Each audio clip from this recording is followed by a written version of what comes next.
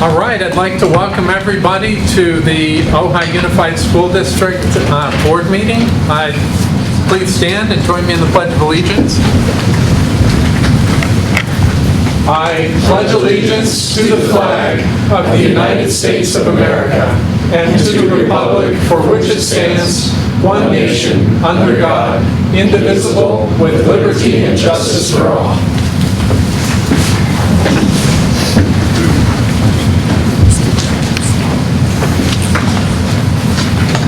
I don't believe there have been any emergency additions or modifications to the agenda. There is none. So I would like to approve the agenda if there's a motion. So moved. Second. All in favor? Aye. Great. And then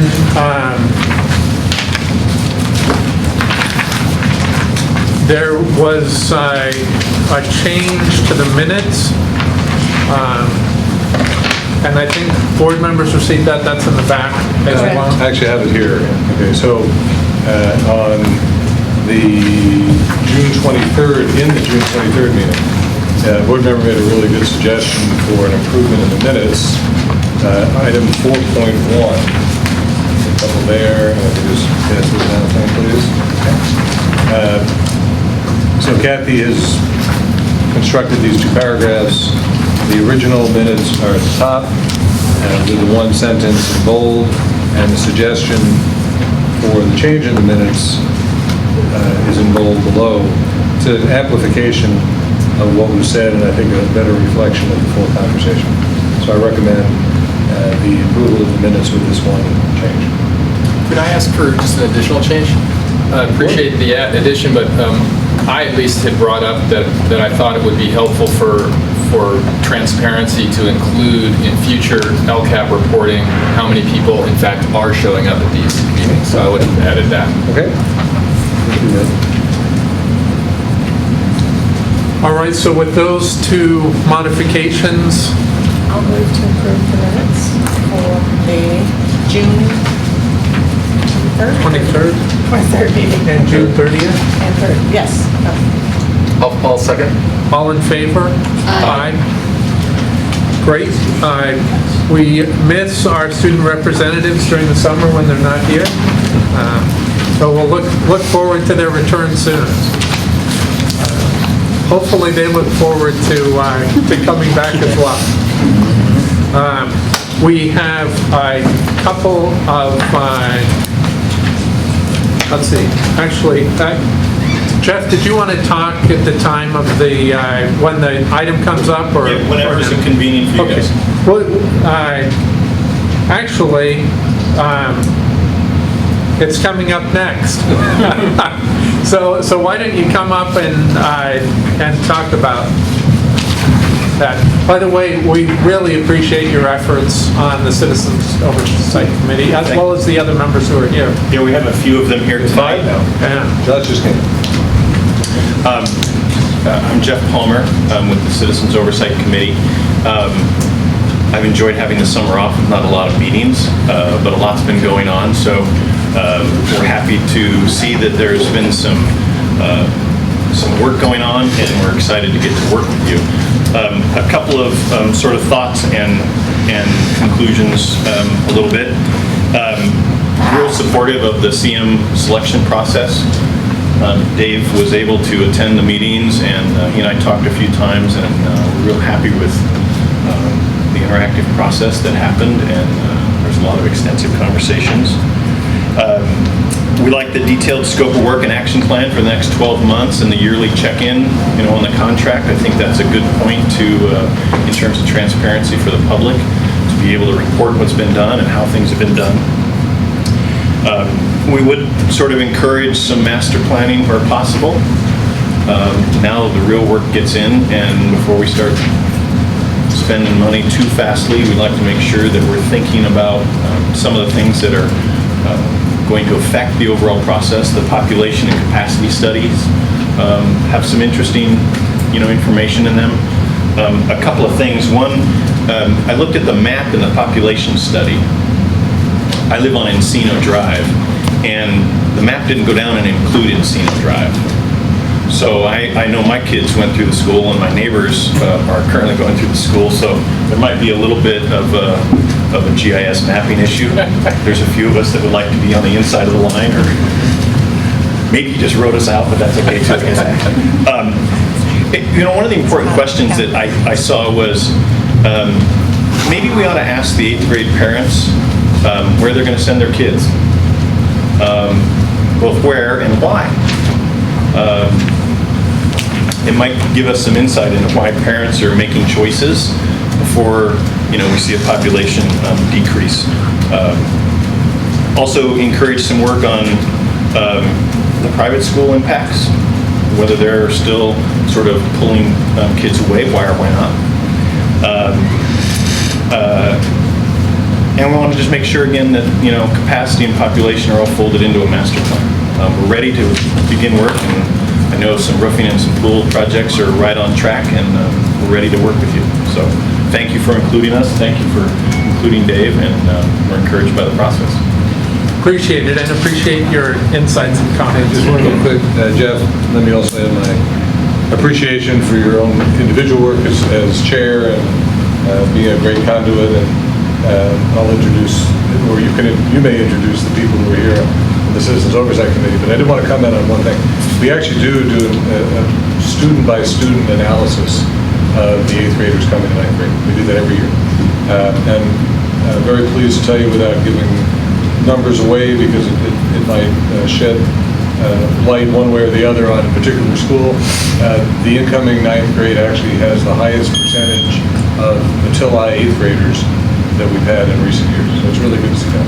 But we do know why students choose, predominantly Villanova, because that's the biggest draw when you have a large, significant, very fine, in this case, parochial school in the community.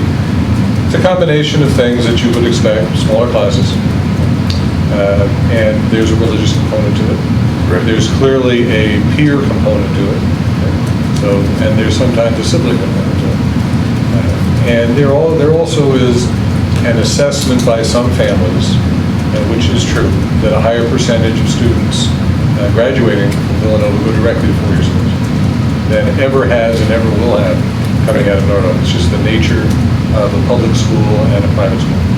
And so we know pretty well, and we work hard. In fact, I have to say the combination of this high school and junior high school administration and faculty is the most assertive and the most successful since I've been here in terms of keeping, our Matilda Haas students in Northern. I'm really pleased about that. Well, it's just, I know from my own personal experience, my own children going through the school, that times change and attitudes, move, just like social media. There's all kinds of new things that come along every day. I can't keep up with it all.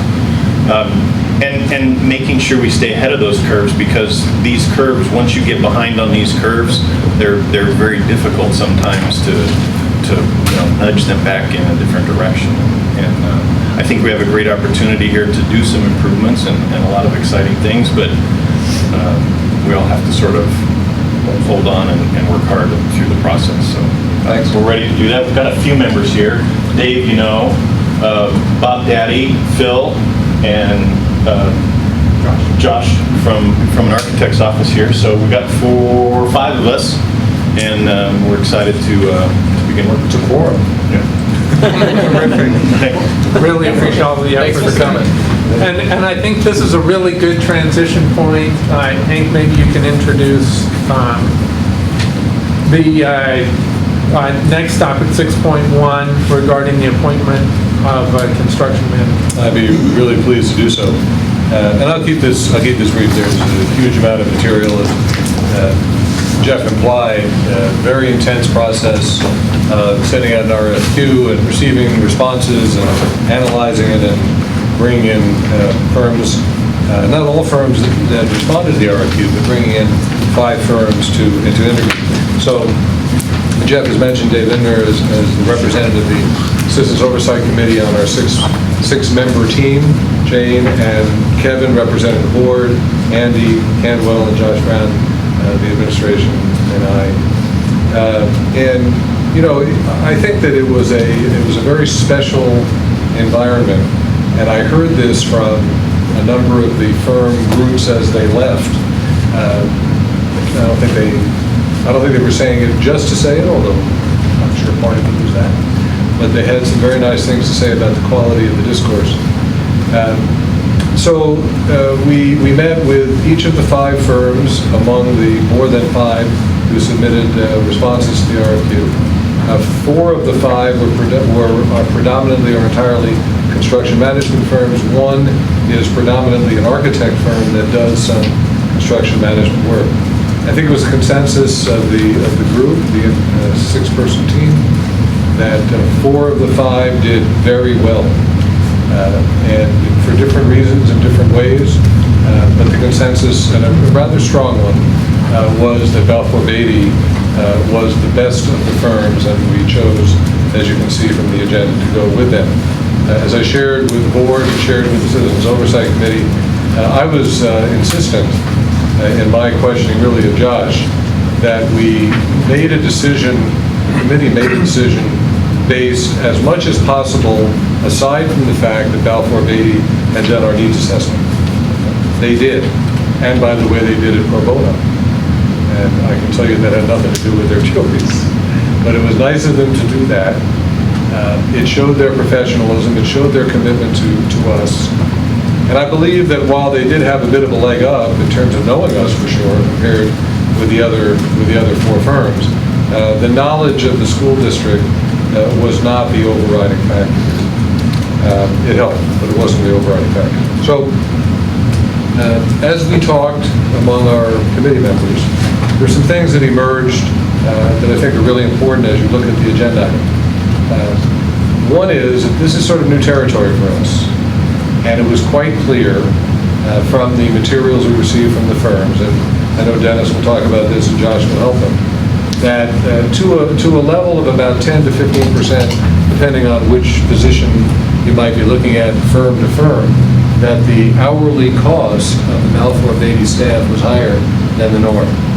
And so we really pushed hard on that among our committee members, and then more importantly, we pushed hard on that with Dennis when we met the next day, and wanted to learn more about what that meant. And I'm not an expert on CM charges, but Josh is and Dennis is, so they'll talk about what all that means. The fact is that we were very, very conscious of cost control. And so when you take a look at the recommendation in the report and in the agenda, this is not a all-in $35 million go forward Balfour Beatty with no updating along the way. It's exactly the opposite. In fact, Jeff alluded to that. We know that we've sold our first series at $10 million, and so we're looking, at least conceptually, at an assignment to Balfour Beatty up to that amount, not necessarily that whole amount, but let's say up to that amount, with a contract term that would cover soon, over the next several weeks, however long it would take to draw up a contract, hopefully to bring back to the board for their approval at the September board meeting, which would speak to the kinds of relationships that we expect to have among the school district, the firm, the Citizens Oversight Committee, and as Dennis recommended, some type of facilities assessment committee, another committee, not just COC, but more of an internal one among staff that might well serve as good counsel as we go along. So I would say that the recommendation that came from the committee was solid. I said that I would enthusiastically recommend it as superintendent, and I do. I know Dennis well. I've met some other people from Balfour Beatty along the way. I enjoyed meeting the team that he brought to us, and it was a tough competition. There was absolutely no certainty on the front end. And had another firm done better, they would have been chosen. So the recommendation to the board tonight is, as you see it, with the delimiting of the first amount of bonds sold at $10 million as an outside number that we might engage with Balfour Beatty over the next 15 months or so, to be determined, with some reporting along the way, and we'll leave it to Josh to make sure that we're well informed, and the board will receive a very specific contract to to approve, hopefully at the September meeting. If not September, then October. October's not too long after September. So I think we're on the right track. I'm really excited about moving ahead with a first-rate firm that has done work exactly of the type that we're doing in Oak Park over the last 5+ years, and starting also in Rio. So we have some really good cohorts to work with, colleagues to work with in Ventura County. And we know how good a job they've done. So that's how I see it. And Great. I think it would be great, Jane, Kevin, you've been on the committee, if you have any thoughts or insights you want to share at this time. Well, I will say that I very much am motivated to use as much of the Measure J money as possible for construction of actual buildings. You know, one of the presenters said to us at some point, he goes, well, you know, that particular group, they wanted the money to go into the buildings. And I raised my hand and said, we want that too. We want the money to go into the buildings. So there's no question that that is, you know, the number one motivation. To some extent, I think, you know, you have to rely on people who know what they're doing and who have been there and done this kind of work. And, you know, as somebody overseeing the process and overseeing the use of the money, I definitely want us to keep a very short leash, it's a term I've used, on how we spend the money, and whether it starts going out too quickly and whether we find ourselves spending more than we expected. I'm hoping for, and I'd asked, you know, you guys can give us itemized billing. I want to be able to see exactly how we're using it, not like 25 hours review documents kind of stuff. And but I definitely concur with what Hank said. You know, we had presentations from folks who obviously, when the prospect of a $35 million project comes their way, they take it seriously. People came with multiple folks from their companies. They had PowerPoint presentations. They sometimes traveled distances to be here. It obviously meant a lot to all the people that proposed to us. So in the end, to be able to say that you guys did the best, I think that says a lot. And you know, one of the things that really impressed me was your connection to the local community. You know, the fact that most of you guys live right around this area, that you are committed. I think, like we are, to use as much local labor as we can. So I think we're starting off on a great foot. I don't know if this is specific to my role there, but one of the things that I'm hoping you can address for me, Dennis, my concern on the committee, and I said to the committee, was I'm feeling a little bit like I'm interviewing a plumber when I haven't decided if I'm just repainting and putting in new cabinets. So I'm like, do I really need a plumber? I don't know if I'm going to redo the bathroom yet. So, and I understand, Dennis, that, you know, you feel that that's what part of what you're going to be doing is helping us determine. I mean, I've heard we definitely need new roofs, and we need some sidewalks fixed, and I think, well, I think a roofing contractor can do that without a construction management firm. So I agree that we felt that you were definitely the best presentation, that was committed to being local, that your experience, and that was who we would choose. I'm still not convinced that moving forward with a construction management firm is what we need yet, until this master planning has taken place. What do we need this firm for? When we need this firm, this is the firm. But when do we start engaging with them, and what do we need them for is still a question mark for me. Maybe we could, Dennis, if you could take some time and maybe just give us, only 2 of us were on the committee because more would be illegal.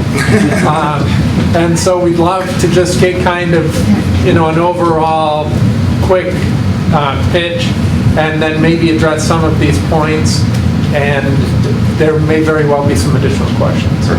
Thank you. Dr. Bankser, thank you, board. There's been some material passed around with our proposal, and I'm not sure if our presentation came through that you might have had a chance to take a look at. I won't go through each one of the bullet points. Our firm is Balfour Beatty Construction. We have a local office here in Ventura. We're part of a very large company that's international. We're very well supported. We are the #1 educational builder in California and also here in the Ventura County area. I believe we're number 4 in the nation right now, specializing in K-12 educational market. A lot of our work is just this, construction management, program management, which I think probably might answer your question a little bit more about how a program manager might be a better term than construction manager. We had a good interview, very much an exchange of all parties. Very much, it was enjoyable. We had a chance to communicate with everybody on the interview panel. They had their opportunity to ask us questions, and by the time we left, we feel like we answered everybody's question pretty well. With that, like I say, you've got a lot of the information there in front of you. Without making another presentation, maybe I can start with your question about what exactly a construction manager's role would be. And I can give you some examples of some of the other districts that we do work for here in the county. Very similar program, same dollar value. One district had a master plan in place and spent a considerable amount of money doing that.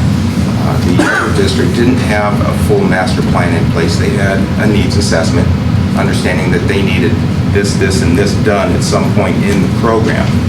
The challenge is how you get that piece together and how you pull that together, what priorities are, how your funding sources work to your advantage for what work you want to do, and how large packages do you put together.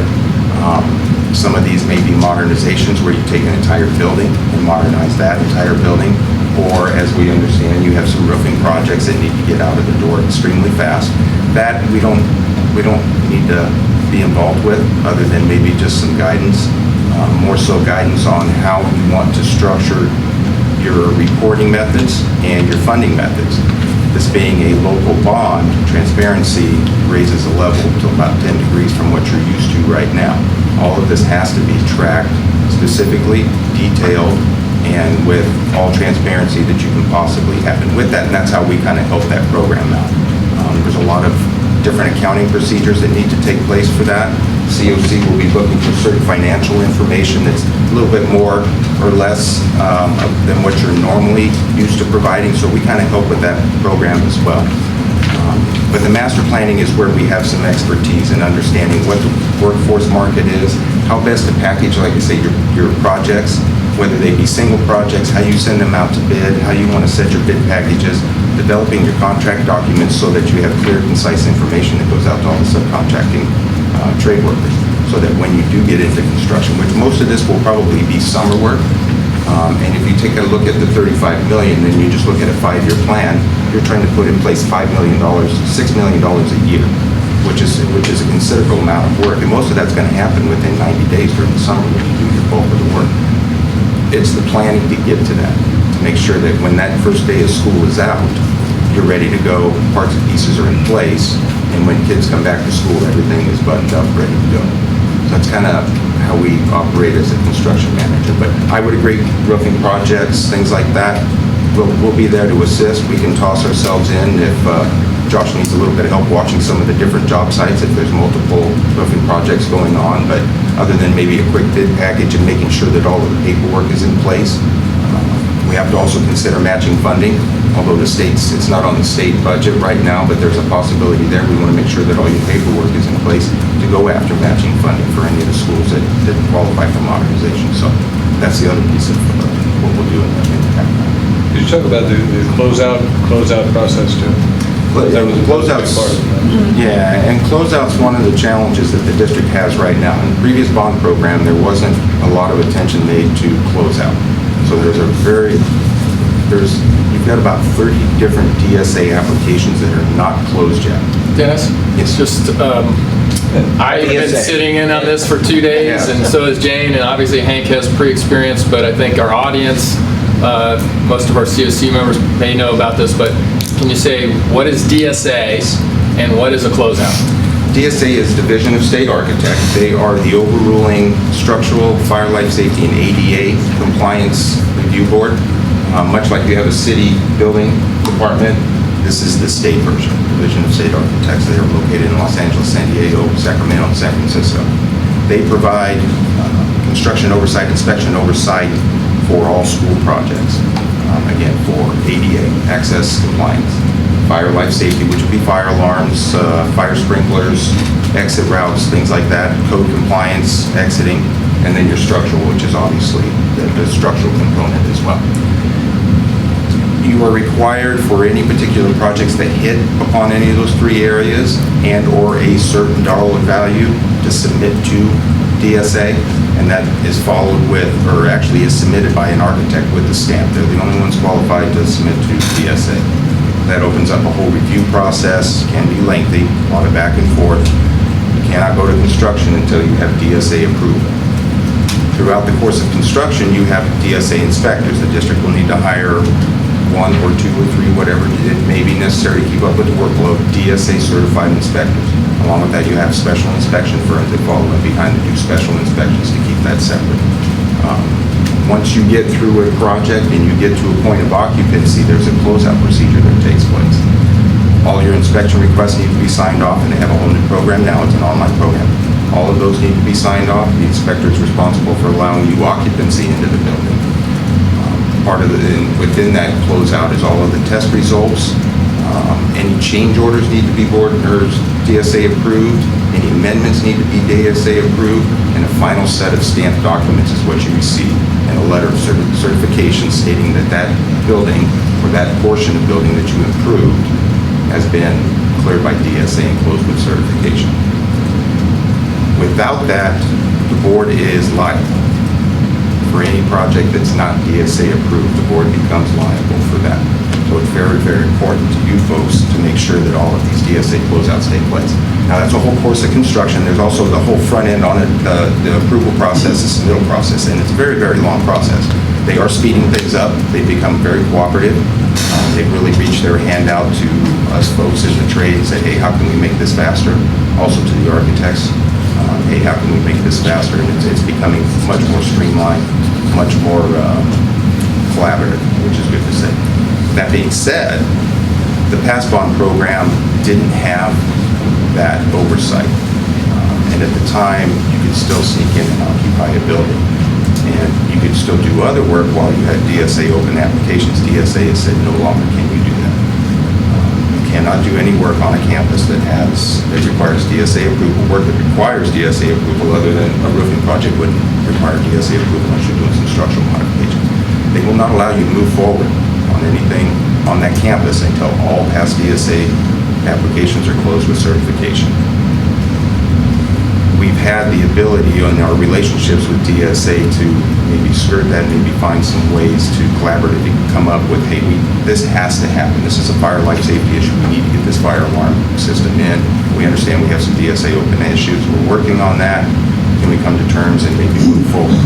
That's all relationship and a trust level, which we have right now, and that would be something that we will build for this district with the district staff itself to introduce that. As going back to why that's so important, again, a lot of the projects that are considered as being bundled will require DSA approval, especially when you get an architect involved. They're going to hit a roadblock that DSA won't allow that set of plans to approve, meaning you can't go to bid on those particular projects. So there's an extensive amount of work that needs to take place to clean up all that DSA applications. And we know that there's somebody working on it right now. Again, that's something that we specialize in our field as well. And I will just add is, we had 5 presentations, and this sounds very complicated and like, wow, could this really be true? And every single presenter said essentially what you just said. So, every presenter actually, a substantial part of their presentation was actually about DSA. It's such a big impediment to being efficient in the area of school construction. Is it possible to give us some examples? I know we need to make a lot of decisions over the course of the next few months, but you mentioned the roofs is probably not one of them, but what are some things that we could be looking at for next summer that would require DSA approval, that would require starting now to get ready for that? The first that comes to mind would be your modernizations. When you start going into classrooms and looking to upgrade classrooms, you can get away with some ITs, maybe some power upgrades, but when you go in for actual modernizations, those become a higher dollar value that triggers DSA requirement. With that, So like some of the electric panels or? Most of those you should be okay with, depending on the level, the dollar value of the project, which is part of what we do as the CM, is we kind of help control that. So air conditioning? maybe? Air conditioning you can normally get away with unless you have to make any structural changes to the roof structure itself. But anything that's usually you consider a deferred maintenance item would normally not need DSA oversight. Where you, like I said, where you run into the problem is the higher dollar values, the larger projects where you do have some structural upgrades. We understand that fire alarm systems are one of the major items that need to get tackled here. That will immediately trigger DSA. Okay. Now, keep in mind, you can go in for just fire alarm system, but that is going to run the course through access compliance. They have to give their approval. And structural access compliance will be your biggest challenge, and that's all of your ADA access. And that's where we've seen the biggest challenge. So something that you would think would be completely away from access compliance and handicap accessibility will immediately trigger that. So then that'll be part of what we help guide you through, is to give you some guidance on understanding that once you start this, you open this, then you're going to be ending, this project could double in size just to pick up all of that ADA work. So, and how we structure that and kind of, like I say, strategize and work through that is where we need some help. Are there other questions? Question about the closeouts. So the new construction at Nordhoff, the new administration building, the science building, and the music building, were those never closed out? Is that what you're saying? Or were those? You know, to be honest with you, I don't recall if that particular DSA number was in there. Okay. Yeah, portions of them were not. That is correct. Okay, so, because that's quite, I mean, those were very extensive changes to the school campus. So that could, you're saying that could hinder any new things we do except for roofing or? Potentially, yes. So that's another cost that's added on to the repairs, the cost of doing all that closing out, the people coming in to inspect and all that stuff. Yeah, and it depends on what documents are missing. We've already done the study on it. I don't have that here with me, otherwise I could answer specific questions. But we've already done a study on what documents might be missing for each one of the open applications, and some of them may just be a missing special inspection report. Okay. And, well, you don't have an estimate of how much those extra inspections are going to cost, because that comes out of our bond money also. Correct. And how we like to structure that is as we go in with a new project, if the information that's necessary to close that particular certification out can be taken care of and wrapped in the new documents while you have an inspector already on site. Maybe a slight modification to a handicap ramp. Maybe they flag that. You kind of rope that into your bigger project, and they understand that, okay, we'll get this signed off with the work that's going to take place under this DSA application. So there's some strategies there as well. Okay, great. Yeah. It was, Linda, at some point, we talked about $3,000 per open project, and there's 30 open projects. 30? So that could be almost $100,000. But that is actually a good idea to sort of say, yes, Tie it all together. that ramp is outstanding and hasn't been closed out, but we're going to be redoing this whole walkway, so we'll just tie it in and get both at the same time, perhaps. Kevin mentioned each of the teams had some commentary about DSA closure, and almost every team had a person identified to be the person who would be the contact with DSA. I have to say it was Keith, right? Keith is one of our key ones. We also have another gentleman that is The actually... fellow was at the end of your... No, he and I have been doing this for Yeah, quite I a was while, going to say, so Keith, yeah. you know, you have to make a judgment call as to the credibility of people when they make presentations, but when he said he could pick up the phone and call Yes. whomever and, you know, could make it facilitated, he was believable. And we've been pretty successful with that. As long as we show that there's progress taking place and that the district is committed to that. Obviously, there's some levels of where you can take that to major items that are DSA open. That might be a little bit of a struggle, but for Rio this year, we've run into a couple of challenges trying to get portables for expansion on a couple of the sites that had open DSA applications. They allowed us to move forward because we came to them, here's our plan of attack to close those out. and whatever work needs to take place to close those out, we'll wrap that up into these particular new projects, and by that, they allow the district to go ahead and move forward. Dennis, I assume another type of service that you'll provide us will be helping us package, so to speak, or otherwise organize the work so that to the extent it's possible, we can divide up the project so as not to meet DSA thresholds. Yeah, and there's one of the questions that was in the presentation and one in the interview was the project delivery. That's where those different items of project delivery come in. The local pre-qualified contractors, Josh carries a pre-qualified list of contractors for smaller projects, $175,000 or less, depending on where the board had made action on that dollar value. Huge advantage there to use those. You can split that up and keep that dollar value low. But at some point, we'll have to have a discussion on, this needs to be a bigger package for economy and efficiency. You want to be careful you don't cut them up too much, because then it becomes a management issue. Trying to manage so many people at the same time, and then you also start to lose some of the value. When you have some of the larger projects, you can squeeze out a little bit more efficiency and savings. So of those roughly 30 open closures, is there any possibility that any of them won't close and be a barrier? I've yet to come across one that won't close. Some of them are more challenging. We've put a difficulty factor of 1 to 5 to each one of them, and there was a couple in there that were 4, only because they were old, and some of the older documents were missing, and/or some of the inspection folks may no longer be with us, which becomes a challenge. But there's a solution to that. It's bringing in another inspector, and again, you'll go through a process of interviewing and selecting DSA inspectors that will run the course of this program and/or portions thereof, because there's a continuity that you want there. Once he's on board, he can become an asset in going back and re-inspecting some of these items, all within his purview and with his oversight. I had another question. It kind of ties into what Jeff was talking about and things that we've been kind of discussing. You talked about working with one district that had a master plan and another district that didn't.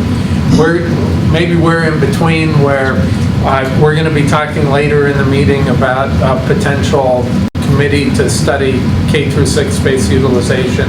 But the high school and the middle school are pretty stable. How does that work into what you do? Do you help with kind of that master planning? And in your experience, is working on some of these projects that we know 100% we need, does that kind of help with the timing or hurt with the timing? And that'll all feed into it. You've got several factors. One, it is your bond funding. We also have a Prop 39 grant that's available as well, so that becomes part of your funding timing. It's your class loading and when that class loading is going to take place, whether that site is going to expand or contract, or if certain teaching areas become more important as the years go by, we want to start to prioritize those as well. So all of that kind of comes into play, how you do your master plan, and the master plan will be a living document. It'll change each year. Each year it's expected to come back to the board and say, this is what we did this past year. Here's the plan going forward. Dr. Bangser mentioned that there was a recommendation for a facilities planning committee, which is, again, another committee, but they kind of help you mold that master plan. And that would be a committee very similar to the COC with those same type of members of the community, members of the staff, members of the board. We really encourage members from each one of the school sites, and you start to understand a little bit more about where their priorities are and how all this puzzle piece fits so that you can see your plan moving forward. Are there other questions for Dennis? I have one more. Yes, sir. My preference personally would be a relationship with you where you say, this is how much we bill you an hour, and we say, great, and now we'll start working together. My understanding is that we'll be asked to sign a contract with you. one, do you have any idea currently how long the contract would be? And two, is my idea a non-starter for you, and if so, why not? I don't see any problem with that at all. And when you say timeframe for a contract, the time that it takes to get? No, I mean in terms of a duration. Like we hereby, agree that we will hire you for X period of time, or for, beginning a relationship for some period, like a lease for a year, as opposed to, we will work together as long as it makes sense for both of us, and we'll see how it goes. Typically, and we've actually recommended it, that it would be a initial contract. This one here, we're looking at through the end of this year into December 2016. Because that seems to be a good cycle of when you do your master plan update. You kind of want to wait until you get through your summer work, sit back, relax, collect all your thoughts, collect all the dollars that were spent, do a little bit of pre-planning, and usually right there about that end of December, January board meeting, another master plan would come before you. At that same time, normally we would ask for an extension. That's normally when that extension would take place, because the district now decided to move forward on this master plan and with this firm to move forward for that next year. But have you ever had a relationship with a school district where there wasn't a contract for a period, but instead just a contract for, what your billing rates were, and just kind of as, an open relationship, so to speak? Typically, the contracts that we have right now, if it's on the T&M like we proposed and not on a percentage of construction, because that gets a little dicey, because obviously when you don't have construction in place, how do you justify billing?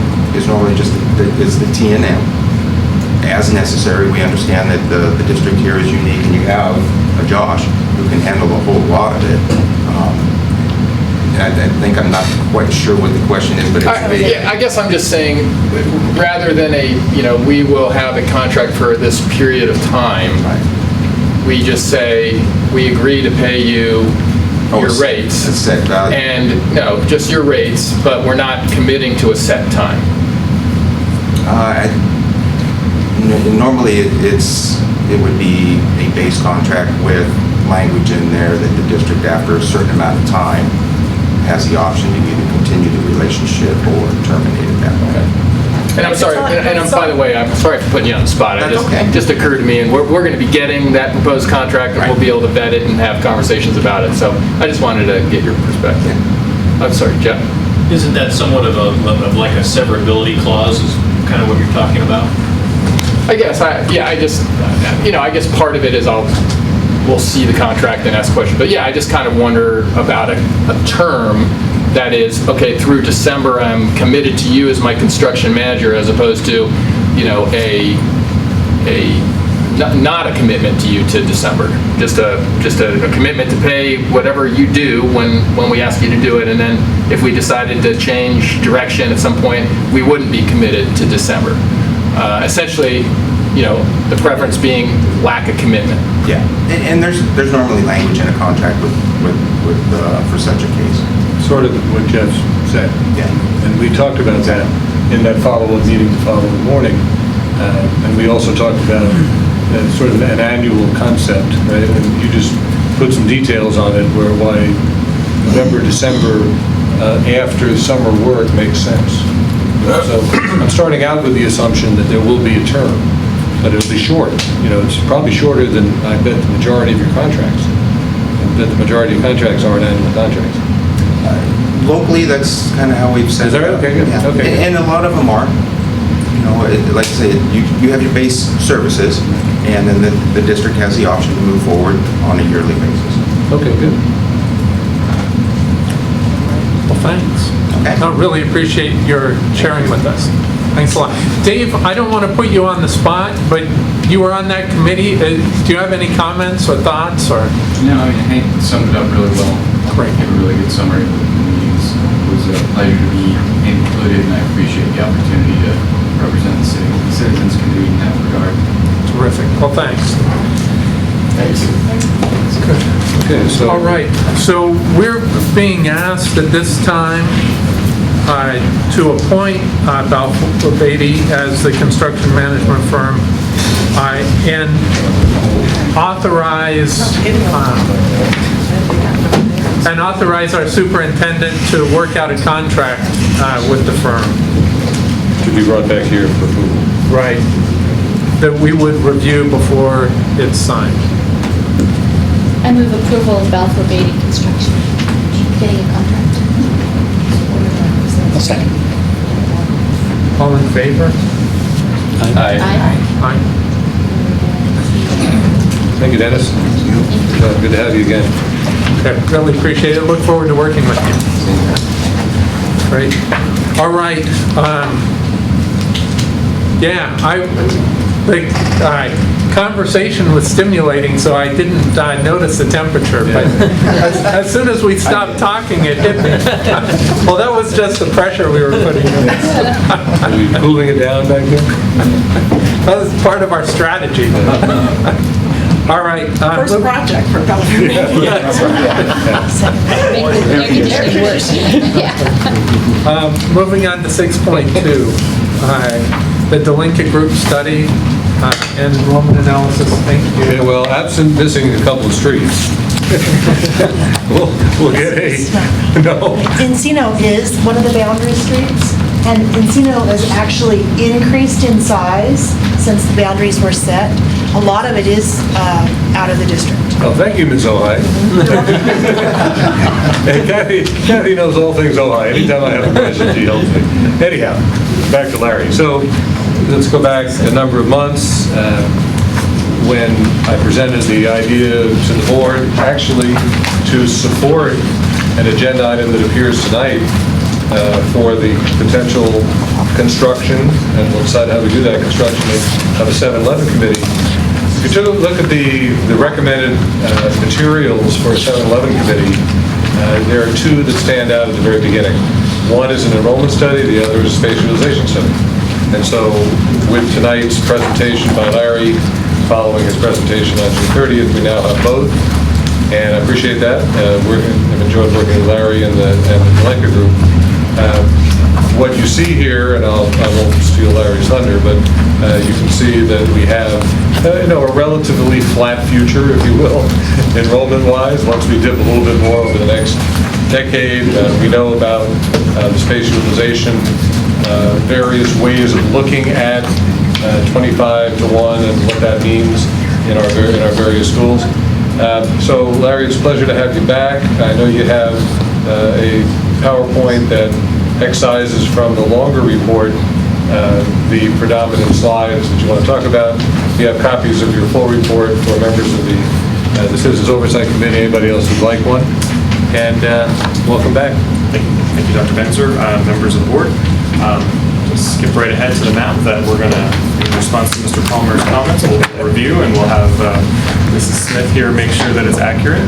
This was the GIS information that we were able to acquire of the district's boundaries, both exterior as well as the interior attendance boundaries of the schools.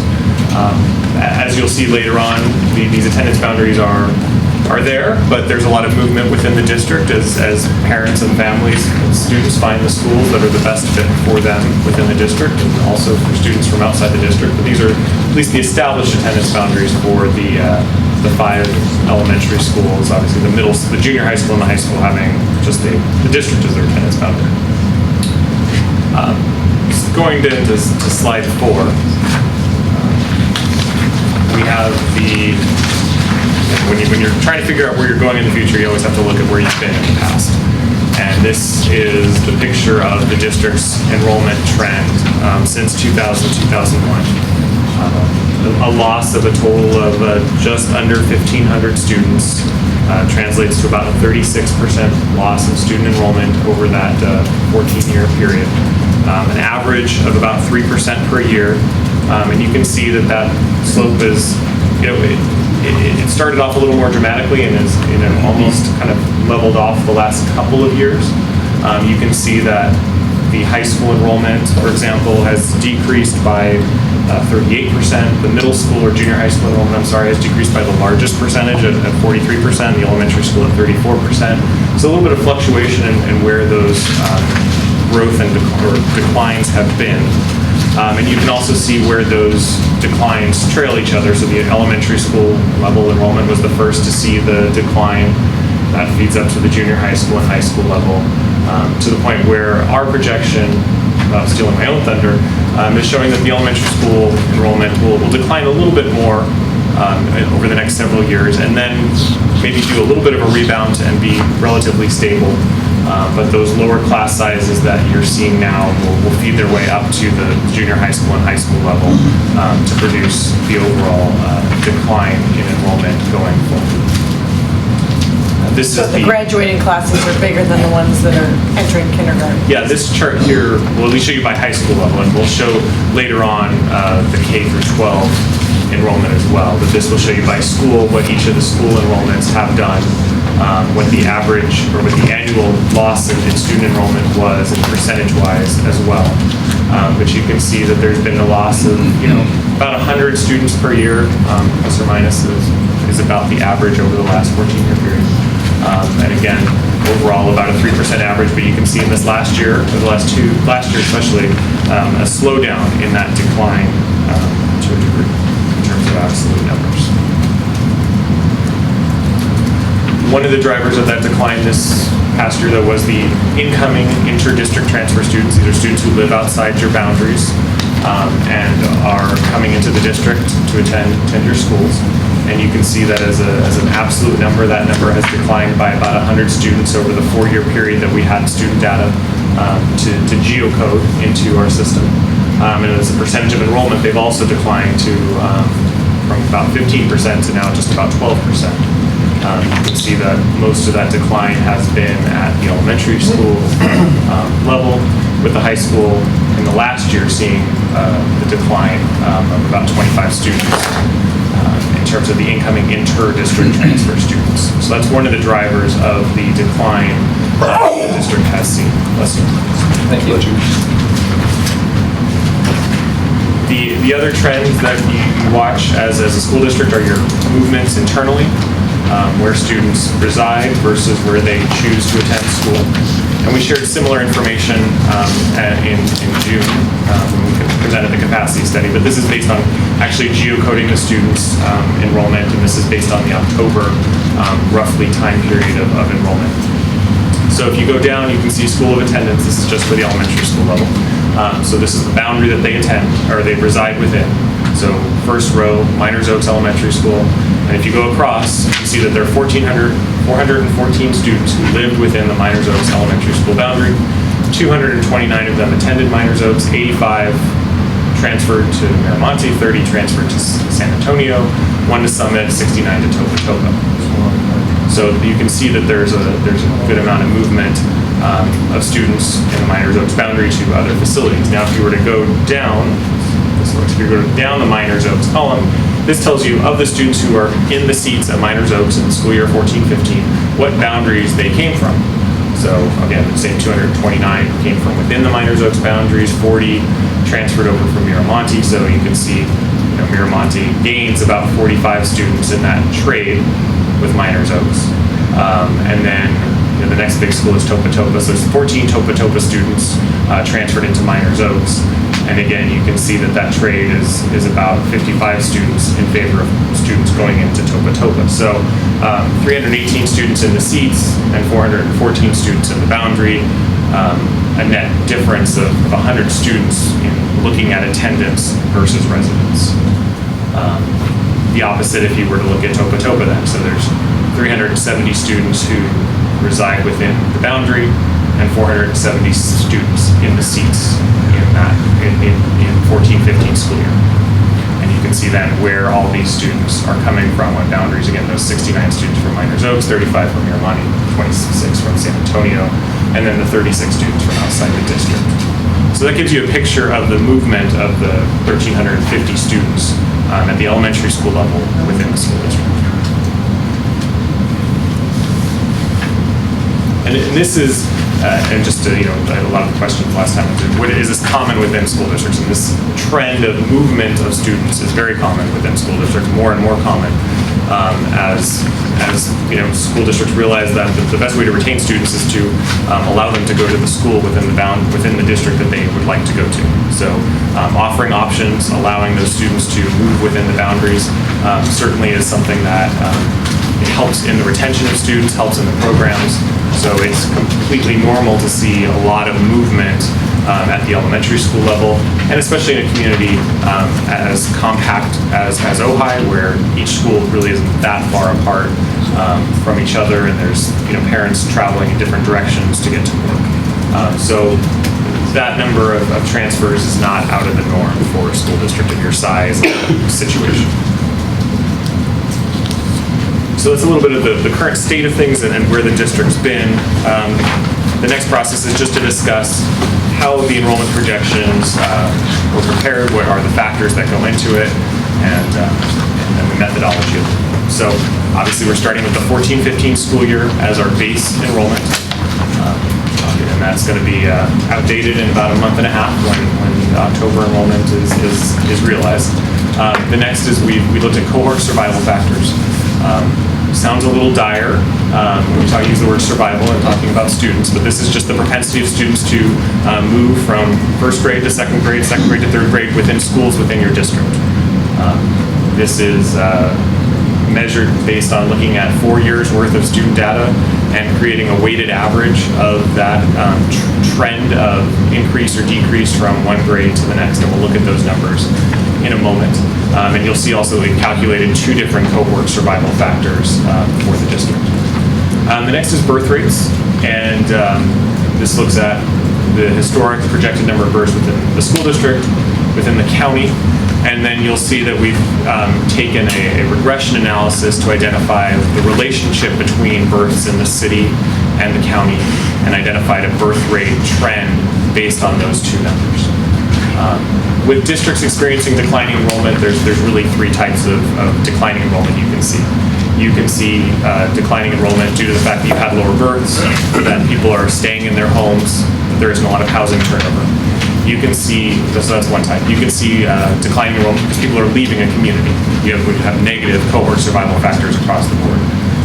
And then you can have a third type, which is the worst, is you have both. You have an aging community where nobody's moving in or out, and you have actually just people moving out. And so what we see in the numbers here is really that you're of a community where people are staying in their homes. People aren't moving.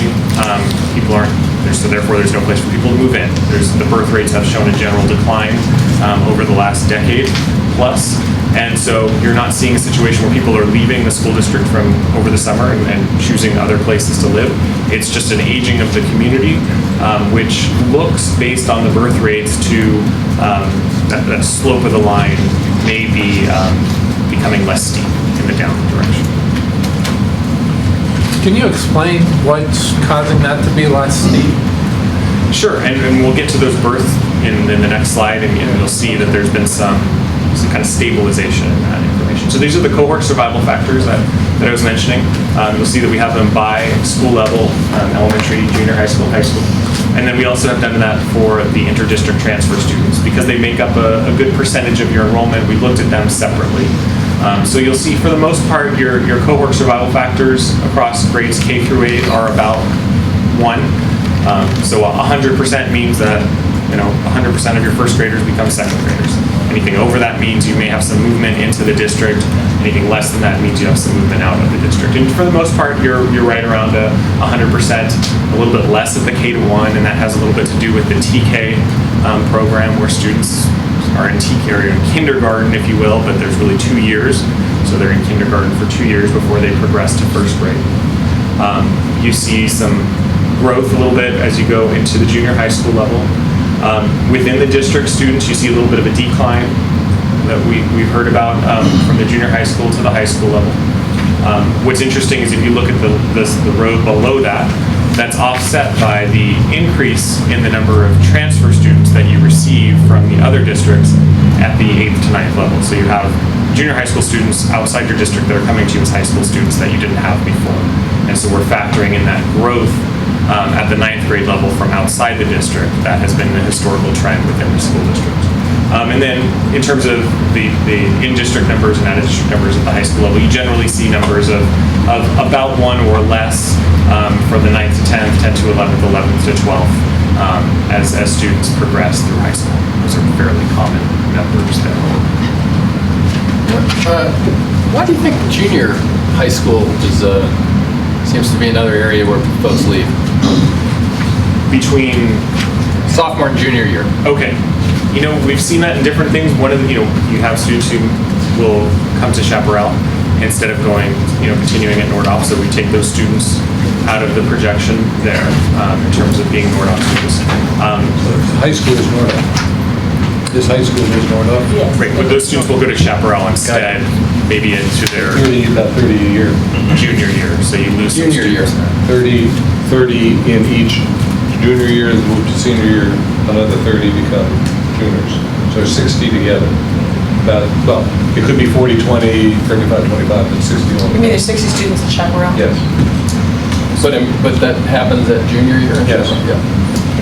So That from makes your sense. sophomore year to junior year. Yeah, so we're seeing that right So there, yeah. there's some students there, and that's the primary reason for that Yeah. decrease. The next is births, and this is a lot of numbers and information to share, but what we've looked at is births within the county of Ventura from 1990 to 2012, and this is as cataloged by the Department of Finance, State Department of Finance. So you can see county births at the beginning of this period, about 12,000, almost 13,000 within the county, and 2012 down to 10,500. So there's been a pretty steep decline in county births.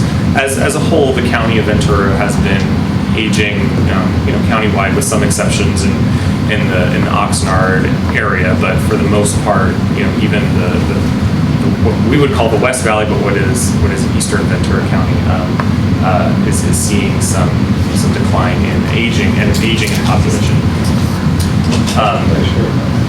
For zip code information, you can see we've tracked the births as reported by the California Department of Public Health for zip code 93023, which is the zip code that all the births to folks who reside within Ojai is recorded.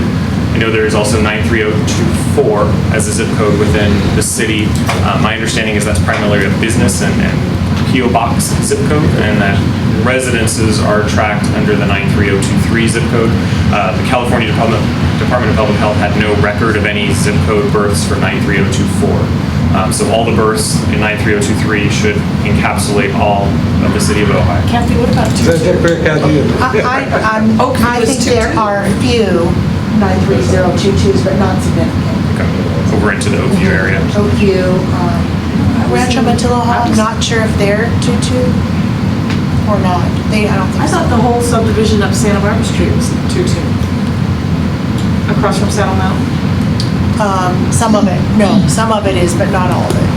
And not all of it's Ojai Unified.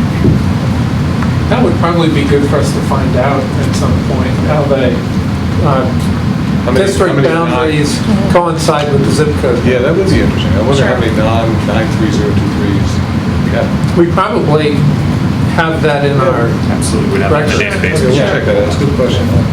And what we're looking at really is not the actual numbers, but we're looking at the trend and the relationship between the numbers. And what you can see then is we've advanced forward the kindergarten year plus 5 next to it, so 1995 through 2017, and then what the kindergarten enrollment was within the school district in that particular year. So going back to 1990, there were those 12,700 births within the county, 297 births within the zip code 93023, 285 kindergartners 5 years later. Now, if you look down, you can see the 297 is the high water mark of births within that zip code, and it drops continuously through the last 22 years until you get to 2009, which would have been last year's incoming kindergartners. We had 172 births, so we've lost 125 births within the zip code, and we can see kindergarten enrollment is down, less than 100 students. So obviously you're netting out more kindergartners. You also may have more transfers into the district than you did back when you were full of students from within Ojai. You've had the declining enrollment has offered you the ability to take in more students from outside your boundaries. Yeah, as just well. the number of our kindergarten, in the last 6-7 years, generally, and specifically actually, the number of our kindergartners compared with the zip code births is remarkably high. And that's due to the transfer trend. Yes, like that. We just have no. Or maybe young families moving in. You know, you do have people moving in after they've had their children, so I that's. just wanted to point that out. Yeah. I know I'm like this. I was gonna ask that. So with all these numbers, what we've done is we've done a linear regression of the births. Somebody in the office much smarter than I was in charge of that process. What the red line represents is the percentage of births in Ojai, or at least the zip code 93023, as a percentage of the county. And you can see generally that line has gone down. So you had close to 2.5% of the county's births were in the 93023 zip code at the beginning of the 22 years that we looked at. And with the exception of 2012, what happened in 2012 in Ojai?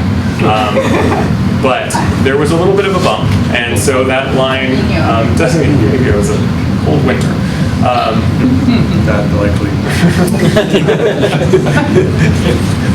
There was a little bit of a bump there, which would be interesting to see. 2012, unfortunately, is the last year for which we have data from the California Department of Public Health, even though we're well into 2015. We've tried to get 2013 at least. You'd think that would be available, but not yet. And so the blue line that follows the red line is a linear regression, an attempt to best match the curve represented by the red line. And so the formula up in the yellow box is the slope, and the R-squared value, which I'm always excited to explain, represents the closeness of the fit between the trend that we're studying and the line that we're drawing to it. Now, I only mention that because a 0.7761 is statistically significant. An R-squared value of over 0.25 generally is looked at as statistically significant. So the line, while not perfect, while not starting at the same point and ending at the same point as the general trend, at least as a trend line, there's some statistical significance to using it as a measurement tool. So what we did then is we take that reduced percentage of births in the county that Ojai is responsible for, if you will, and apply that to the number of births in the county. And then look at the trend of increases or decreases within county births with that lower percentage each year and what that does to your birth rates.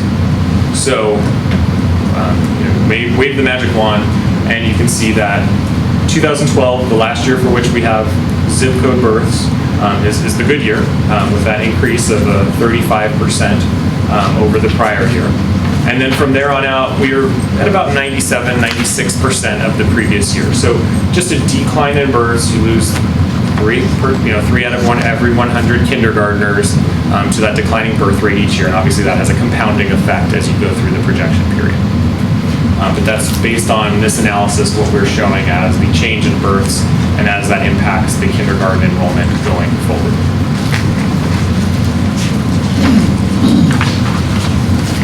So with that, that takes us to our overall projection of student enrollment going through the next 10-year period. Seeing a decline, which basically hits its bottom point on a district-wide level in 16-17, when the enrollment at the elementary school level dips below 1,300 to about 1,258. You can see that there's actually some initial growth at the junior high school level, with some more, the high school level starts its decline more immediately. But after 2016-17, so 2017-18 is our good birth year from 2012, and everybody was doing something in Ojai. And so then the enrollment at the elementary school level kicks back up by a little bit, starting in 17-18, with that trend of roughly flat but slightly declining births responsible for a pretty level but small increase at the elementary school level. But overall, that's offset by what you see as a somewhat significant decrease at the junior high school level and high school levels, taking, for example, the high school level down from the current 850 students down to 662, or the junior high school level from 417 to 396, obviously not as dramatic there. The next chart then just shows where that fits into the trend line that we were showing before, that decline, and where it looks to be settling then at that high 2,400 student population number. And that's kind of just to show where that trend, where that curve is arriving in this particular projection window, just to provide that historical context in that projection. What we talked about before then is you can see the grade by grade progression of students. And if you look at this year, you can see that the largest class in the district is the junior class of 244. And if you look at some of the elementary school classes behind it, like the first grade class being the smallest at 158 students.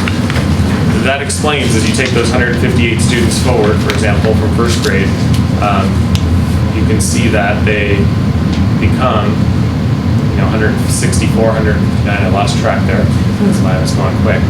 But they don't, it doesn't grow by much as they get to their senior year, which explains why we see that more significant decline at the high school level through this projection period. Obviously, if we were to keep drawing this out, we would see that there would be that rebound would come back to the junior high school and high school levels as the elementary schools stabilize and see some growth there. With enrollment projections in a district like this, at the elementary school level, you can have some confidence going out, 5 years. Maybe beyond 5 years, these students aren't even born yet, as you realize we're making projections of births. At the junior high school and high school level, these students are in the system, so your confidence level and period that you can go out is a little bit longer. But for elementary school students, some of these students aren't even a twinkle in their parents' eyes yet, so we want to be careful about how far out we go. So we wouldn't really want to go any farther than 10 years. And recognizing this is for facilities planning purposes, if we err on the side of overstating enrollment, this just means we have sufficient facilities to accommodate that student enrollment. And really, this isn't necessarily a budgeting tool type of projection. This doesn't. This is more of a facilities planning tool type of document. And 2016 is an election year, so who knows what's going to happen. That's true. And we don't know what the economy is going to look like from year to year. We could have people moving to Canada. I don't know. But we also know that nobody saw the low bursts that we saw in 2008, 2009 coming. Statewide, 2009 was at the absolute bottom of births. Obviously, some counties were unaffected, some were more affected than others. But we're just kind of starting to climb out of that low birth rate in 2009 as a result of the Great Recession that nobody really probably saw 5 years out coming down the pipe. You have a lot more experience with this than I do. When I look back at our historic numbers, they go up, they go down. They're never flat. Although it does look like there's good evidence that the next 5 years will be pretty flat.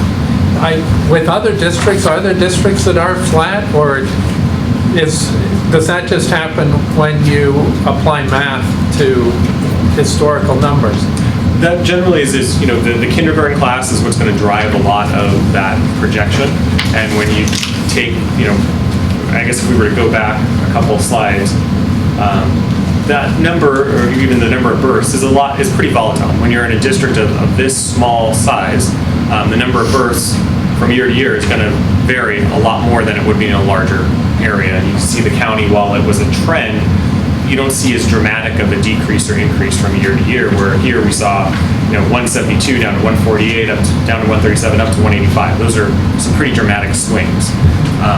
Can't really project that amount of dramatic swings. As we saw the regression, no matter what we're going to do, we're not going to be able to project that kind of unpredictability.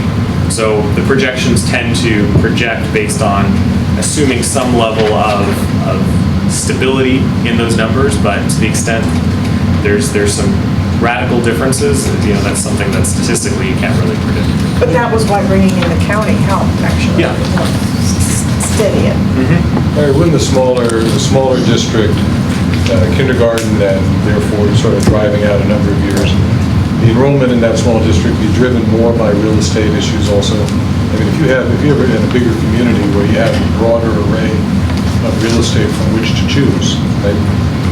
You would tend to get more stability. When you have increase, say a radical increase in prices, you're creating a buyer's market that is different than when you didn't have that. So I think one of the things we're seeing now, and we have to keep our eyes on, and anytime you pick up the Ventura Star over a couple-week period, you see another article about the increase in prices. Yeah, and it's pushing a lot of young families out of their first homes, and rentals are where a lot of people, of pre and early childbearing years are spending their time. That's a national trend at this point, where fewer people in their late 20s and 30s are buying, more renting, and to the extent rental opportunities don't exist, you also have to look at where jobs are and where the relationship between where you live and where you work. To the extent the job opportunities are down the hill or closer to Los Angeles or closer to Santa Barbara, wherever they might be, that's going to draw people, younger folks, away as well. I just saw the article in the Washington Post today, too, that they did an analysis of every county in the United States. Ventura County was the most desirable county of any county in the country. So Help sellers. that's got to put some pressure on, too. I'm guessing that the fact that we're hearing somebody trying to work on the air conditioning there, related to the noise. A question, I'm a little unclear about how the data regarding the percentage of births attributable to Ojai, which obviously we have no ability for children to be born here anymore. I assume it's for people who identify their home address as being 93023 when they give birth, wherever they give birth. How that then makes its way into the projections. So in other words, you say, like, for example, you're calculating a percentage of births that are attributable to Ojai as a percentage of Ventura County generally. Okay. But then what? Don't you also need to be projecting Ventura County births? Correct. So luckily, I don't have to do that. Okay. The State Department of Finance, because their job is to project revenues and population and taxes, they project births at the county level going out 15 or more years. And they do that only at the county level.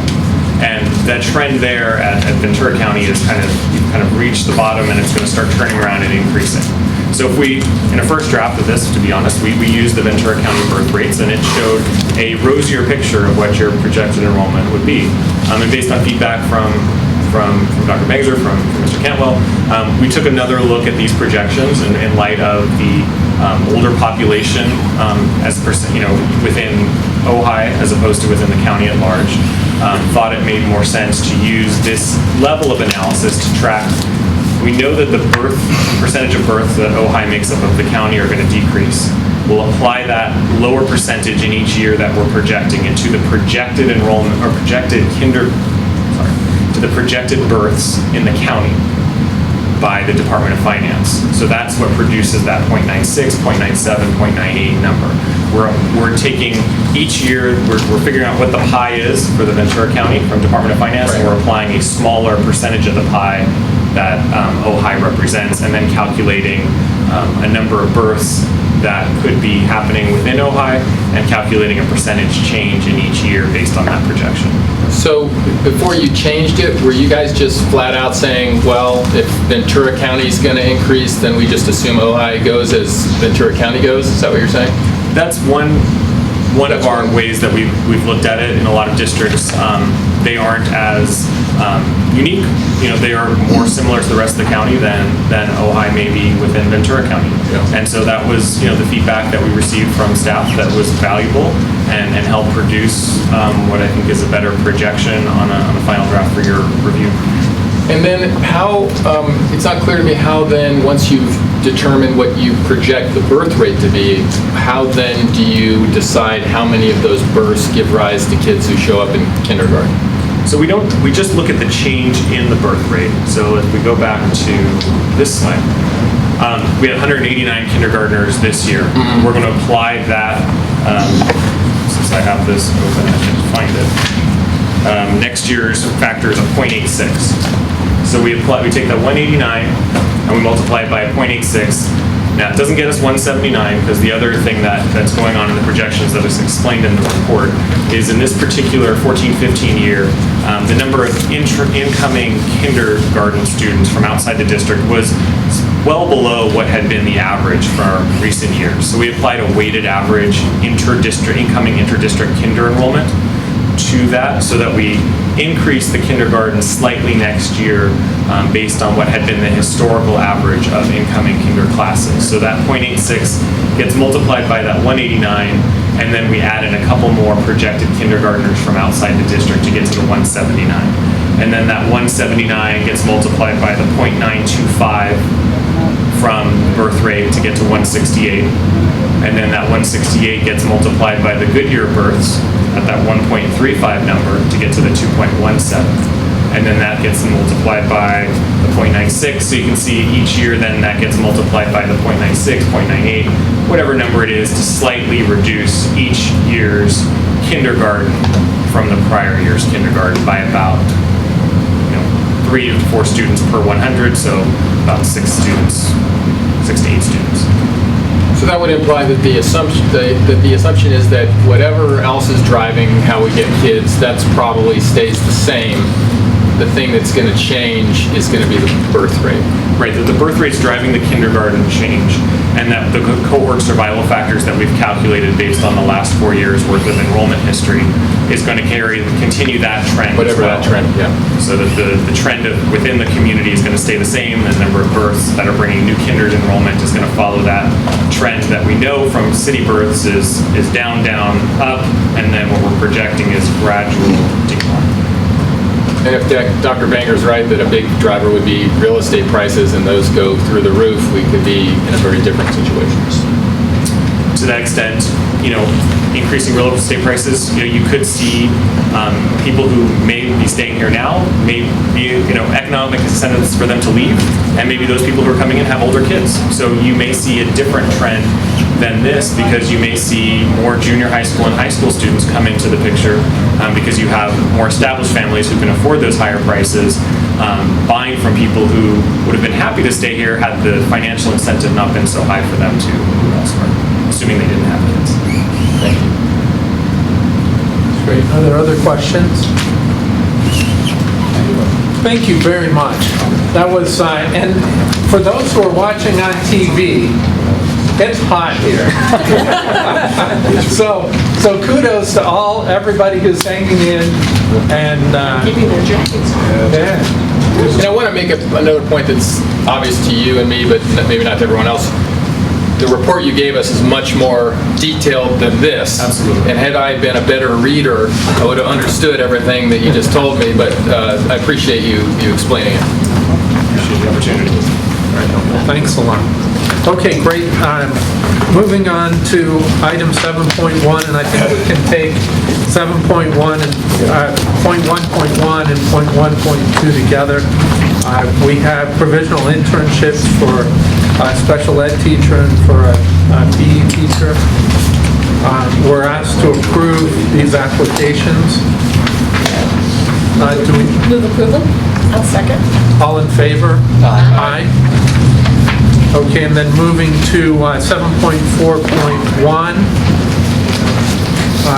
And this is for you, Andy, on the rental fee and insurance program.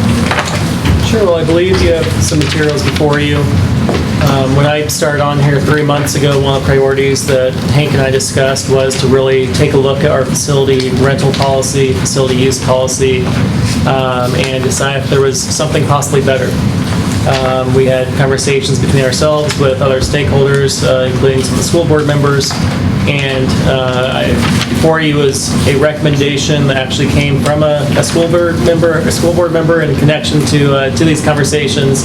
I think it really is a nice next step in our policy evolution. We made a policy change about 2 years ago. It's a real improvement from where we were, but we realized that there really were still some themes that we weren't feeling were fully captured. And the theme that I felt most commonly communicated during these discussions was really the desire to have an Ojai-centric policy where we realize that our schools are a community resource. So we already instituted a change where we removed the application fee. We previously had been collecting $20 per applicant as a simple fee to help process the paperwork. We were collecting about $1,300 a year through that, so we're really not talking about a sizable revenue generator, but it was certainly something that we knew perception-wise was not being viewed as being friendly toward the public, or was just one more hurdle in that process. We also looked at the overall revenue generated from both the facility fees as well as from the rental fee, as well as the custodial costs and any other additional costs that we might add on. Total revenue in 13-14 was about $37,000. Total revenue in 14-15, this most recent year, was just above $30,000. So once again, out of a $25 million budget, we're talking about just over 0.1% of our total revenue. So we knew that any decision that might come before the board is not going to be one where we're really losing a significant revenue generator and would not result in a substantial loss if we were to make a change that might be less financially burdensome on some of the smaller community organizations that take advantage of our facilities. So what you have before you is a recommendation. Because this is a board policy, based on the conversation we have tonight, you'll have a formal policy recommendation before you in September that you'll have a chance to take action on. Today it's just a conversation item and a presentation of information. Most importantly, though, what we're really looking at is not trying to profit from Ojai civic organizations using our facilities. If we're able to find an opportunity where they're able to use our facilities where it doesn't result in an increased burden to our custodial staff, then it's going to be free to the organization. If it does result in an increased burden to our custodial staff, results in increased usage of consumption supplies, then we will actually charge back a fee directly related to that cost. But we're not going to be, what we're recommending is that we would not build into that fee a cost related to wear and tear or other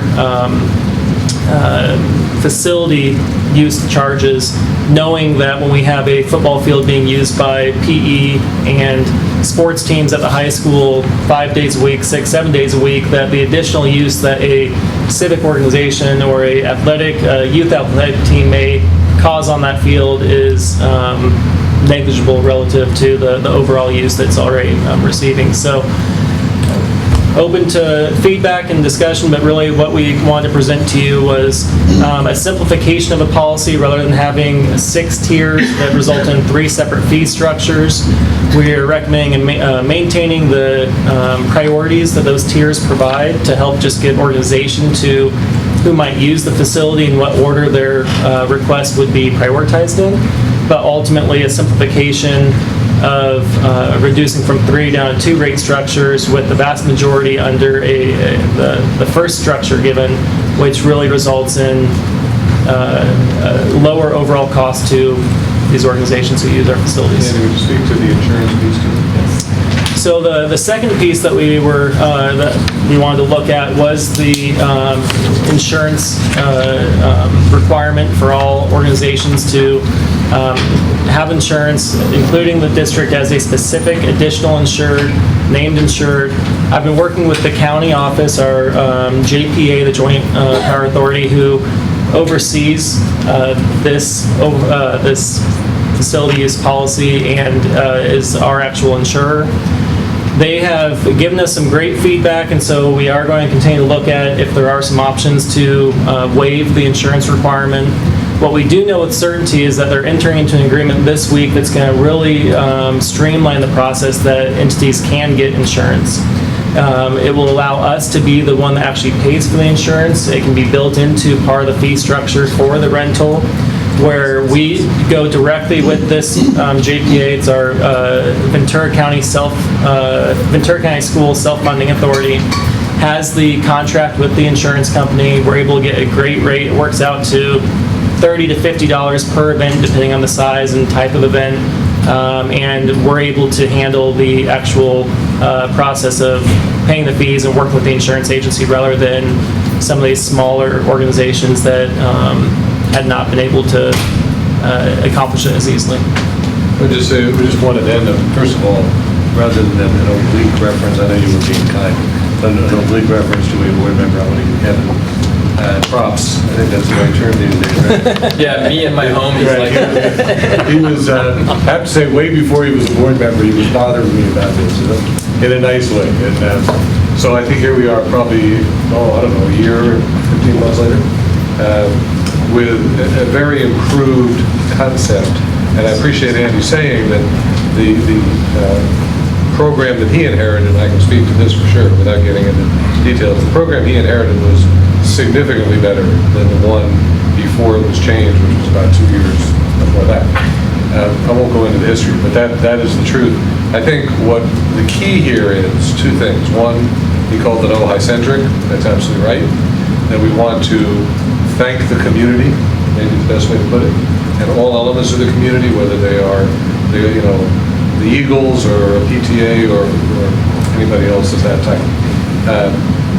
The second thing is that on this insurance piece, as I lived with it sort of tangentially, but in some cases quite materially, I think it was a combination of the cost a little bit, but mostly, I don't know how you feel, but reading insurance policies can be incredibly intimidating. Okay? And if you just don't do it normally, and then you say, well, you have to go out and get this insurance, and you're reading one or two different options, that's where some people just had a meltdown. Okay, so we want to eliminate that. Andy's an expert on this, Patty's an expert on it. We can do it because we do it all the time.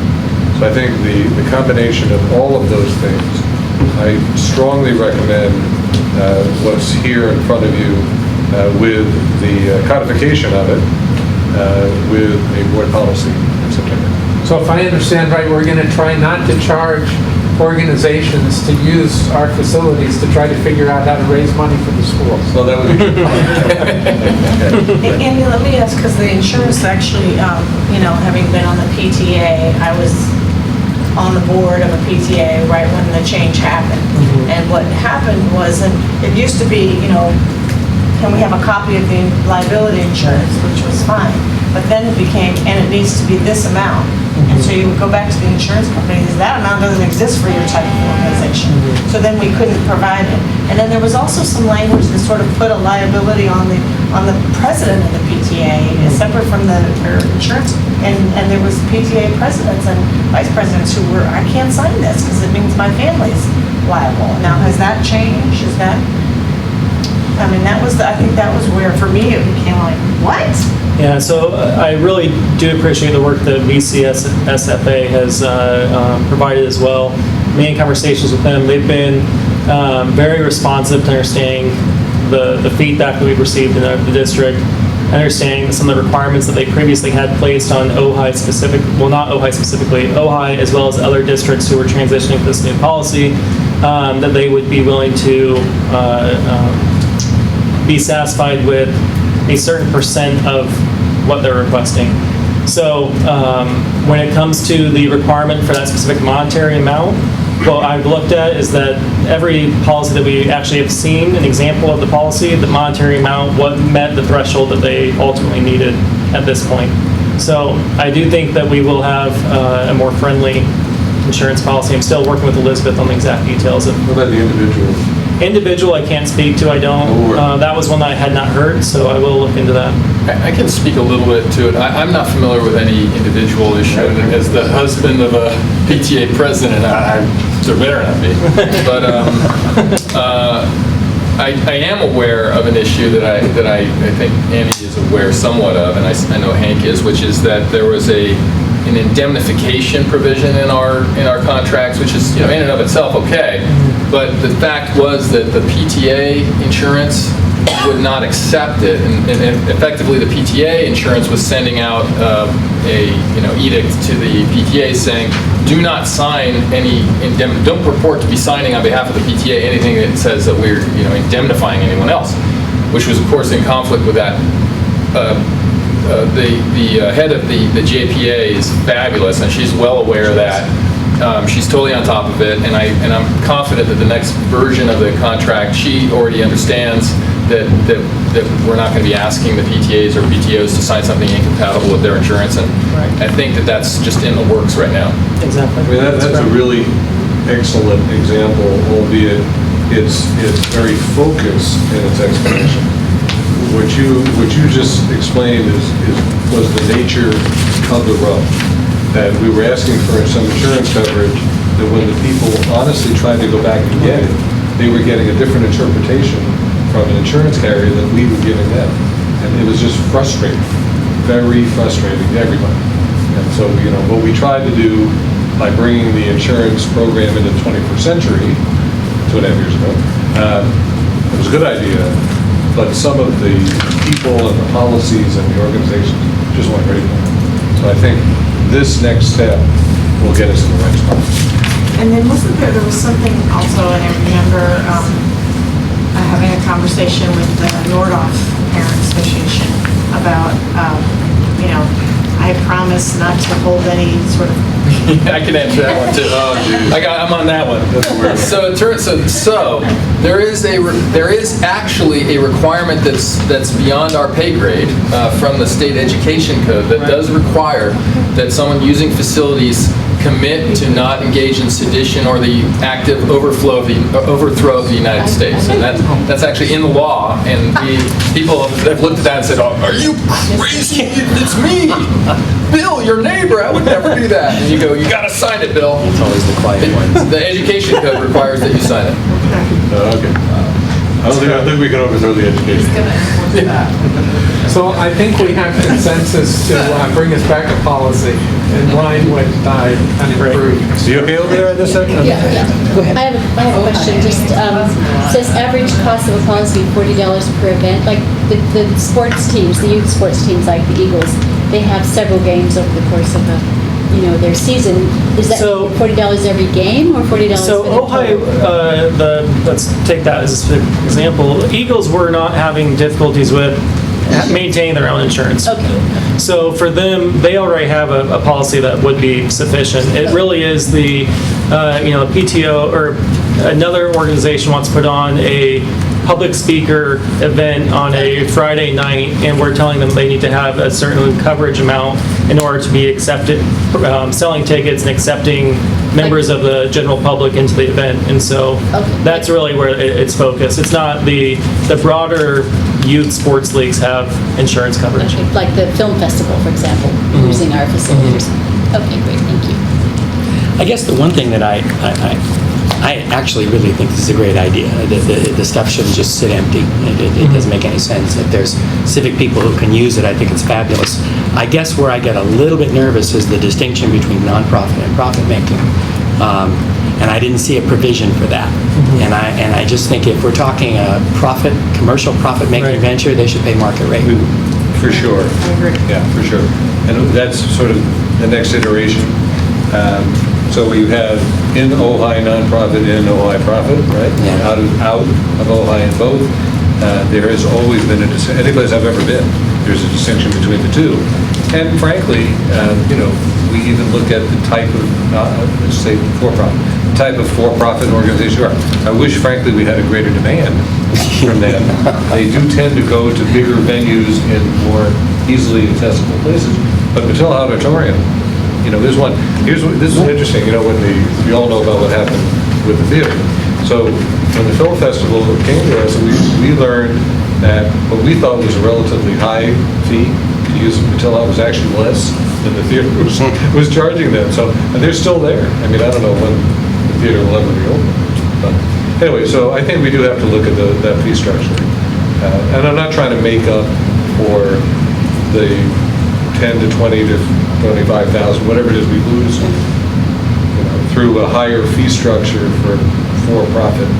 But if they want us, they would pay for it. Well, yeah. I mean, if they're going to make a profit, we shouldn't be subsidizing them. Now, let me just make one distinction, and you already sort of alluded to it.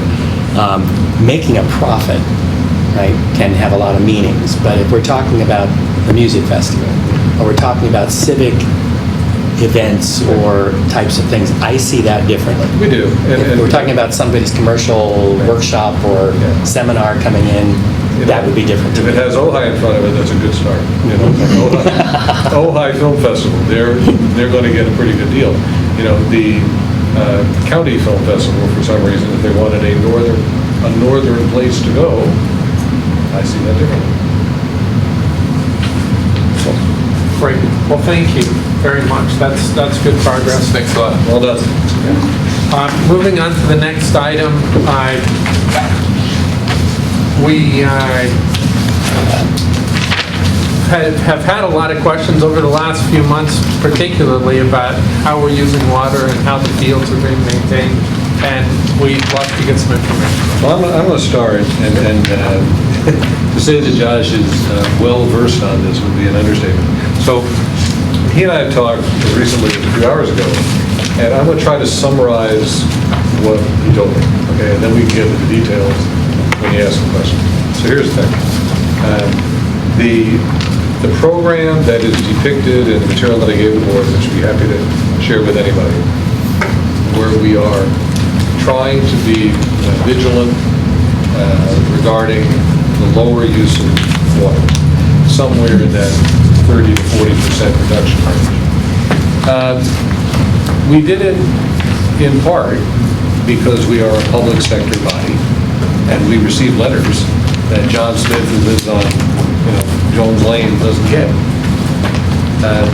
And we also felt that and I won't say we're stopping to feel this way, but we felt that to be good stewards of the environment might well be a very good model for our staff and our students. That having been said, we have less good fields because we water less than we had X number of years ago, and I'm positive it wasn't because there was a lot more rain. Chuck, I mean, really, has it ever really rained a lot? I mean, I know we have a drought, so it's not that the rain saved us. I do think we probably watered more. So when I talked with Josh, what I was trying to get a handle on was where are the boundaries between what we're doing now and what the next level of watering would be like, and then what the next level beyond that would be like. So the next level, I'm going to try to do this well, the next level would be to turn on some parts of our irrigation system that would provide more green areas. And Josh can explain what that might look like and how much of a difference there is. I'm sure Chuck, without question, can participate. But then there's another level beyond that, where if we try to turn on the systems on the boundaries of some of our school sites, we might be turning on parts of the irrigation system that would cause a calamity. Because they're not useful. They don't work and they can't work unless it's replaced with, i.e., the bond issue. And one of the things I asked Dennis going way back was I wanted to see a separate plan. I'm not talking about electrical systems now and roofs and plumbing. I'm talking about our fields. I want to know what it would cost in 2020 or 18 or whatever it is to have a set of fields, not just Rudolph football field or Tillahock field, fields that we could be proud of. Okay? I don't know that number. I have a number in my head. It's not small, and we may never get there, but I at least want to see what it would cost. So the fact is, to summarize, we can water more than we are. Okay? Should we? That, I think, may be a conversation we're going to have here. We can. And we can do it, meaning water, more. We can do part of it well. We'll have more green. It won't be anything like what we want. And then the last thing I would say is, and I put this in my cover notes with the board agenda, we are limited, even when we turn on those parts of the irrigation system that work, we are limited by staff, eventually. We have 2 groundspeople, right? We have 4, we have 2, and we're also limited by poor equipment or no equipment. Okay? So you have to sort of factor all that in. It could be greener, it would look better, it'll cost more, and at some point, we're a little limit on how much more we can do based on staff and equipment. Josh, is that a fair? I agree. I think that's definitely fair in that assessment. If I can step up. Excuse me. But the main issue for us is going to be not only increasing water usage as a whole, but how are we going to sustain something like that once we start it? And the simple addition of water, yeah, there can be an immediate improvement in some areas, but that would be assuming that the systems that are in place already don't require that much work. Otherwise, it would be highly recommended that we would hold off on those significant repairs where we've already identified them in most every campus area, and let the Measure J funding source help drive some of those efforts, because we want to be able to move in a positive direction, while always looking at a holistic approach or strategy to what we're developing here. Because simple things like our basic staff numbers, we can't go out and manage all of those sprinkler systems in any given week. And we could have multiple failures or multiple events where irrigation lines have been broken or sprinkler heads are damaged, where we would be sending crews out essentially just to shut down water valves and isolate those systems because you have a break and you can't water your field at that point. So keeping that in mind as we look at this, there is that component, as Hank mentioned earlier, where we can just add simple gallons of water to a turf surface, and you may see, not always the case in some areas depending on the particular grass seed, but you may see a slight improvement, and some areas may get a little bit greener. But as far as being able to sustain that and be able to properly manage that with our ground staff, that would be the ultimate question too. The other thing I would say, just about a 15-minute segment of a 40-minute conversation, I got a tutorial on grass, and different kinds of grass and different types of watering, and then the grass looks brown, but there's actually grass, but sometimes it's brown and there isn't grass. Yeah. Okay, and it depends on how cool the temperatures are, right? It depends on how much water you can put on it. There's certainly a lot of driving factors. The various species of grass that we have here in the valley that we planted at our school sites, the amount of temperatures that those grasses will tolerate in an annual cycle, and then some of them show seasonal fluctuations in their growth, closely following that heat pattern that we experience here in the valley. A good example of that would be people that have Bermuda grass in their yard. Bermuda grass may have the appearance of looking brown or partially green at times, but it's in fact very much alive. It has an ability to grow in a more desolate condition a lot of the time, versus species of grass that were developed specifically for fields and identified when we did some of the initial planning. Is the term kikuya grass, is that the correct term, Chuck? Kikuya grass that we use out at the Nordhoff High School field, which does extremely well given the proper amount of irrigation here in the valley condition. It would be something that we would like to possibly introduce to some of our other field sites, in particular fields that are used by the community for facilities usage, and also fields that are used by our teams, our school teams at the various school sites. Josh, can I ask you, and Dennis, since you're still here, if you know, I mean, I hear a lot, Prop 39, they'll give you money for solar panels. Is there anything related to water and drip systems and better? As far as Prop 39 specifically, I don't know that there's a lot of very specific caveats on that program, but there's associated issues tangent to Prop 39 where we want to pay attention to those as we go through. Water usage in general. People now to take their grass out? Yeah, there's some other programs, and in fact, we've been approached by a couple of different agencies. The Coastal Commission, for one in particular, one of our school sites was identified as a potential location for eliminating turf and putting in low water or drought tolerant type landscaping. So those types of presentations have been made to us in some specific areas, but we would want to take, again, a holistic approach, look at the broader picture and goal for our school sites. Right, we don't want to over-present. Yeah. No, that's fine. I mean, I think we have a lot of questions Yeah. here. I think that's really useful, because I'd also like to understand, I mean, there's been a significant amount of talk about, well, if we do this in addition. Yeah. I don't even know what we're doing now.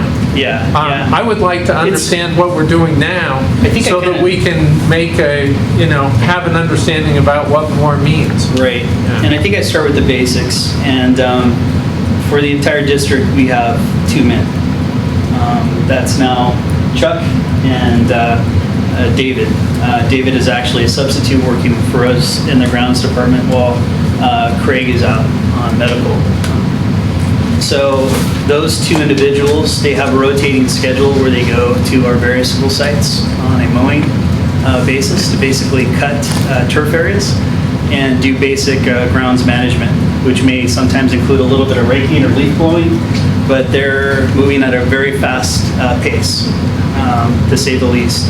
And that's something that is their primary function once school starts. On the off season, for example, these summer months that we've been going through recently, they take more efforts to do tree pruning, repair to irrigation lines.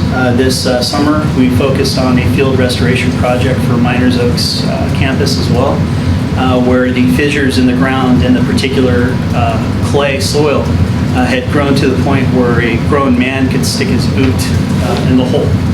So we had to do something because that was also a field that was designated for our facilities usage. So those two individuals, moving at a fast pace, are able to touch weeks worth of sites based on their calendar.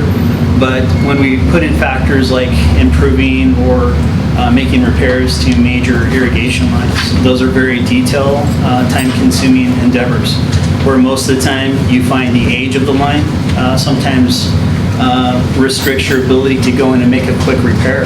So if you were to cut out something like a cancer on a pipe, you will actually have to take a larger segment than you had anticipated.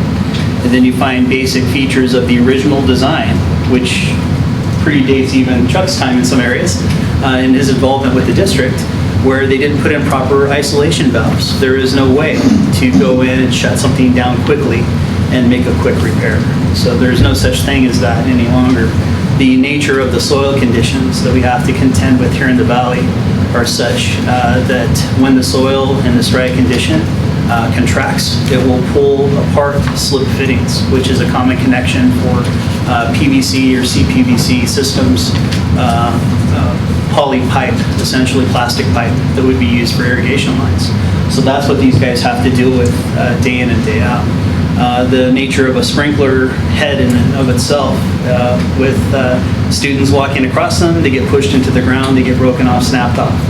So just general maintenance, they have to commit a certain amount of time just to keep those limited water systems running without water flowing into the gutter or out into the street where we're getting phone calls the next morning. No, I know in my yard, sprinklers break all the time. Yeah. So, Yeah. but what I'm trying to understand is, so there's some fields, and forget about the areas that aren't fields, but just the fields.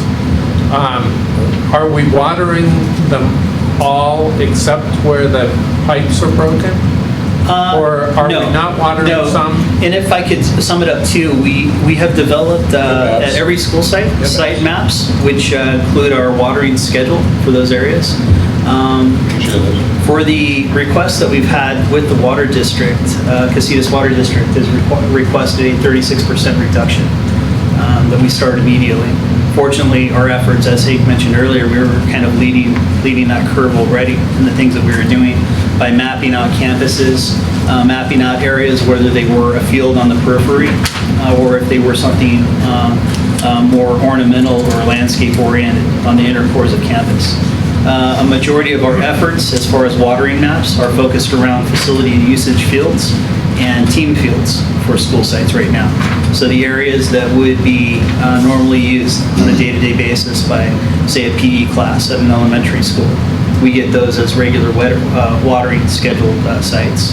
But the things that we potentially could do differently as far as the watering schedule fluctuates mainly around the duration or the amount of time that we set those timers for on those watering sites, being that we are trying to water the grass in a condition that is appropriate. It will actually take the moisture and not overwater, and also in a way that makes the field usable the following day so that we don't have soggy conditions that would result with the clay soil. And that is basically how we build those watering maps right now.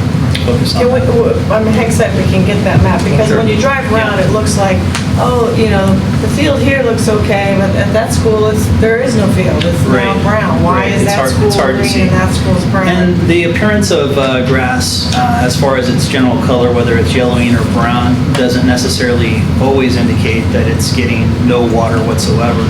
It's just the nature of the grass sometimes, the particular species of grass that's growing in that Some of it's condition. dirt. Yeah, Right. mostly what you're going to find, if it is that dark brown or if it's going to a dirt condition, it's getting very little or no water whatsoever.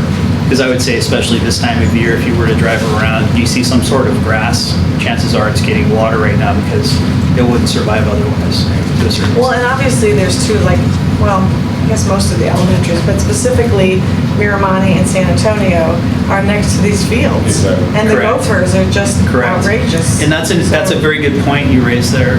Thanks, Jane, for bringing that to my thought.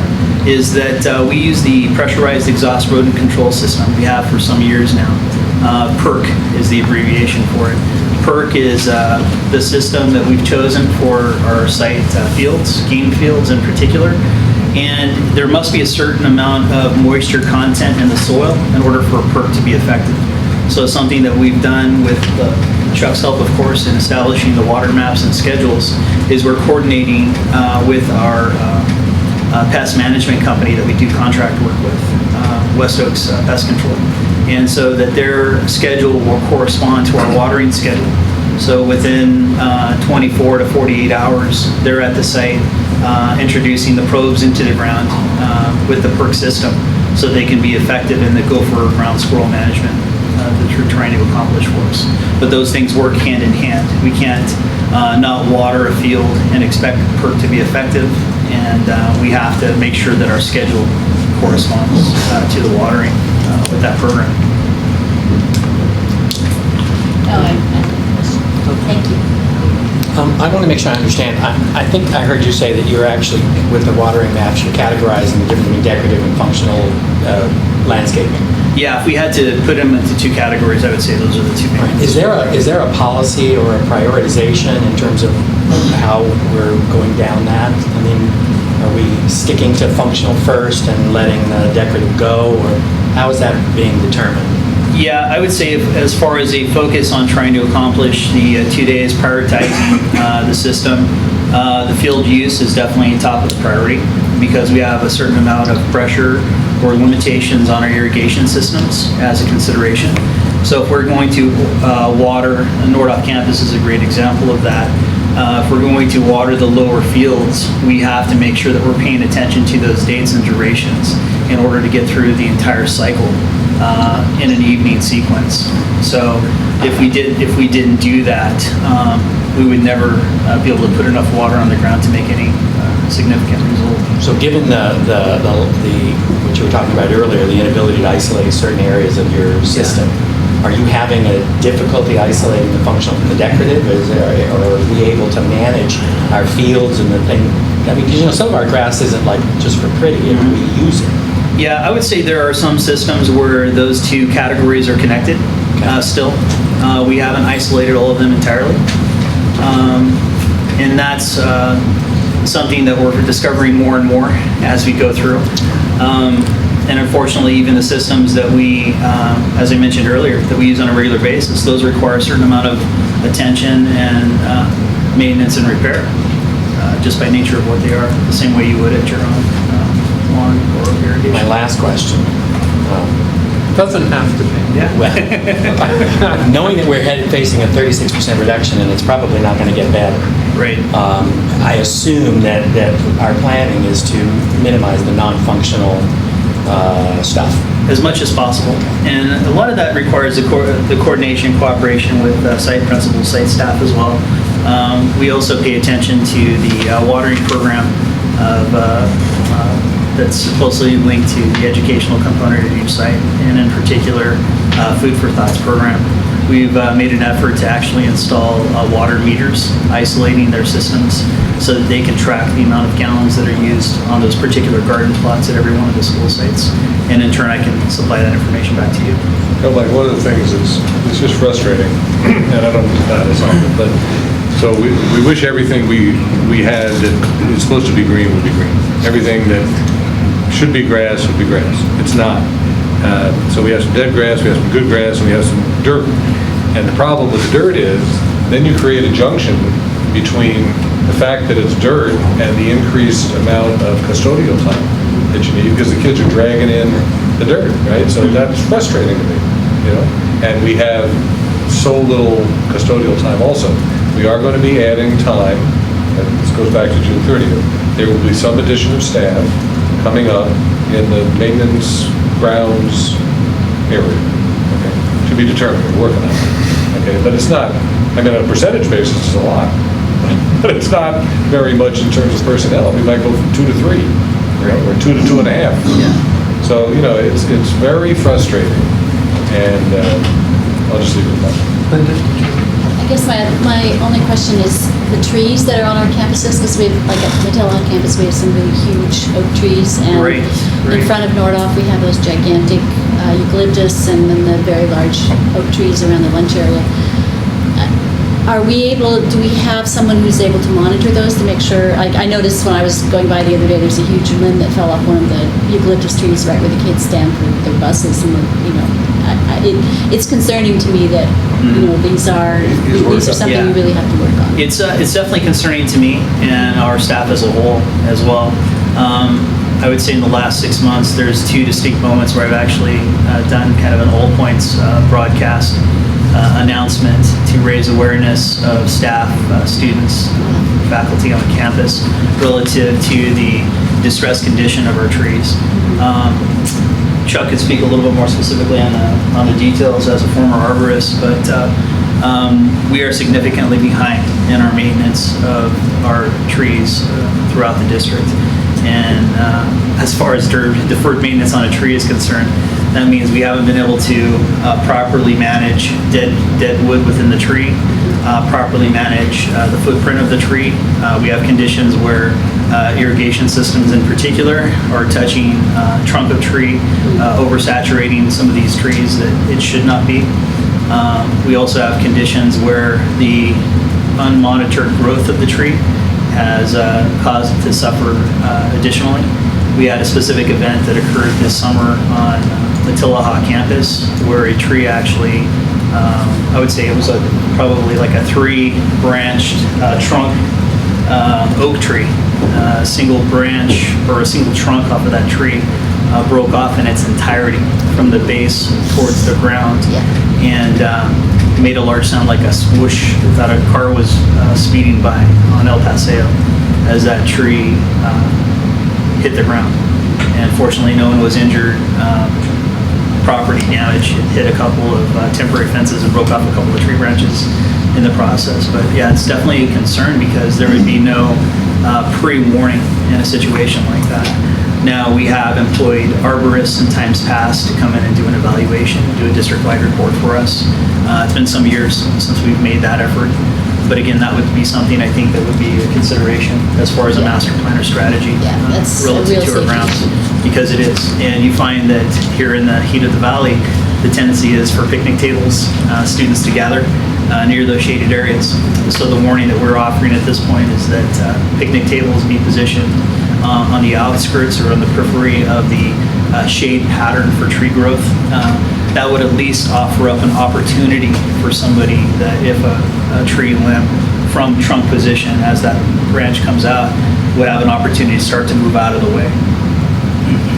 But it's definitely a Linda, there was concern. actually an article about, don't forget, you're shutting off your water, but the trees may need water, so you should go around with your hose even if you turn off your lawn and water trees. To get back to the water, and actually kind of relates to me for this facilities use, I mean, people are getting rid of their lawns, and so it's often the only place for the community to go and play on the grass. I mean, I had friends visiting from LA, I live across from the rec department, and they sat on the grass and they were like, wow, none of our parks have grass, So we want to be able to maintain that for the community. Great. Now, there's no, and I don't want to step on anyone's feet union-wise, but we couldn't have them working on the irrigation and just pay a company to come cut the grass? And subcontract out the services. The problem I have with contracting out services like cutting, pruning, tree management is that it's kind of like stuff done on your own home. If you were to wash your car, you might do a little bit better job because you pay attention to those nooks and crannies. The same situation I found has historically occurred, not that it couldn't be an option, but we have found that some of those contractors don't take the level of detail and care that we need them to take, and some of those efforts, because we looked at some of the lower costs associated. The quick answer is no. But you know the kind of relationships we have here with our youth leadership over the years. It's no unless you sit down and talk about it, and it appears to be the right answer to everybody, not just management. Yes? Yeah, correct. Yeah. Because our two people have their priorities too, right? They can make the biggest impact here, and they can't stand the fact that here isn't being done. So we have two choices. It won't be done, right, if you work over here, or we can collectively figure out another answer. But the predominant answer is no. If the work had been done or could be done by those same people before that it was done, and it's within the content of their job description, then you may not bring in people part-time. Can I just ask a simple question? And I appreciate there's been a lot of information here, but why are the fields brown? Why are they fields brown? Right. What's a quick scientific answer to that? Miners Oaks Water sent us a notice in October saying that they were being backfilled by casitas and Miners Oaks School. So we generally shut the water off in October. Our water pattern is if we're going to have rain, it usually starts somewhere in October. It's a mild, but it's a start. So we manage our clocks by shutting off in October. We did that. And with respect to Miners Oaks saying, hey, alert, we're getting to the tiers, and that's one of our water districts of the 5 that we have. So we respected that. We did that district-wide with an exception to Nordoff because of all of the public use there. Miners Oaks and Topeka are still being used as public use school facilities, rentals, and so we tried to keep water going on those fields with the clocks. But Miners Oaks was the heads up. We're in trouble, please help, and we did. And every school has a different soil type. Once Miners Oaks gets wet, it'll stay wet for a very long time. It's called Porterville clay. It's a very expansive soil. That's why he was talking about the cracks. San Antonio is a very sandy loam, and you can't water it enough. San Antonio is like a river bottom. We started in October with that. We shut all the clocks off. And when the rain didn't happen, we went, leadership made a decision as what their priorities were per site. And food program that's involved with the classrooms was a high priority for some schools. Some schools, the fields were being used, and they wanted those fields watered. So each leadership member made those decisions of what the priority was at their school. To me, Miramonte is a thermometer. As you drive by at 45 miles an hour, if it's green, it looks great. Haven't been able to play on that field for years because of the damage. Josh has gotten more tractors in this year. That field, green or brown, is not a playable field, and that's why they put the track all the way around. So if you go school to school, Nordoff's getting the attention, Tillaha's getting the attention because it was a regularly used field. Topa was, and then with the expansion construction that went on with the schools up there, that water line was broken. So we were without water for about 3 months while that building's been up on the north side of the property. So we recovered from that. We did that in the wintertime with an annual ryegrass, which is a very fast response. But most of our fields have a warm season turf, either Bermuda or Kikuyu. The Nordoff Stadium is actually a hybrid Kikuyu, which was leading state-of-the-art 10 years ago when we put that in, and it served us very well, and that it doesn't white out or brown out during winter months. It stays, it holds its grain. So it started in October. And we've got all the up-to-date clocks. We've actually got weather stations now that relate to that, so we can do it percentage-wise. And so those decisions were made, and we honored that until it's got to the point of the damage that we are now. So if I had to sum up, I'd say the description of the brown appearance comes from a couple of different primary reasons. You've got the basic growth cycle that occurs in the grass that's planted. and the particular seed that you're contending with there. You've got a situation where we've had reduced water, both Mother Nature-wise and a reduction of our watering program. And then you've got a condition through deferred maintenance and general deterioration of the field, primarily driven through gophers or other ground squirrels, those sorts of things, where the soil has been brought to the surface and has continued to build up. Sometimes those deteriorating areas expand rather quickly, being that we're not able to get around and repair them on a regular basis due to the limited staff capability. So what fields could we fix if we just watered them a little bit more? It's a great question. It doesn't have a real quick solution. The ones Because those are the kinds of questions that real people ask. Yeah. I think the tendency is, like Chuck mentioned already, the fields that we're already watering are typically the ones that we're more comfortable in managing by saying we think we could see a little bit more improvement, but it's not just a water component, it's a management component where we need to do aeration, some additional fertilizer sequences that we haven't been able to perform on those fields. So I would say those are going to be your best bet as far as wanting to add water as a part of the solution to get better green in the end. I mean, it's cooler in this room now, so I know you can do good work. Well, I have a little bit of help. But I would say, Can I add to that? Josh has gotten me more tractors in the last 6 months. I think he wants a tractor. 18 years. Great. If Miramani was green or brown, it still needs to be flat. And that's where we approached the Miners Oaks that he talked about. The irrigation clocks with grants from Casitas Water District and the saving the water, we put clocks in that have up to 8 start times. So I have no clock in the district on for 20 minutes.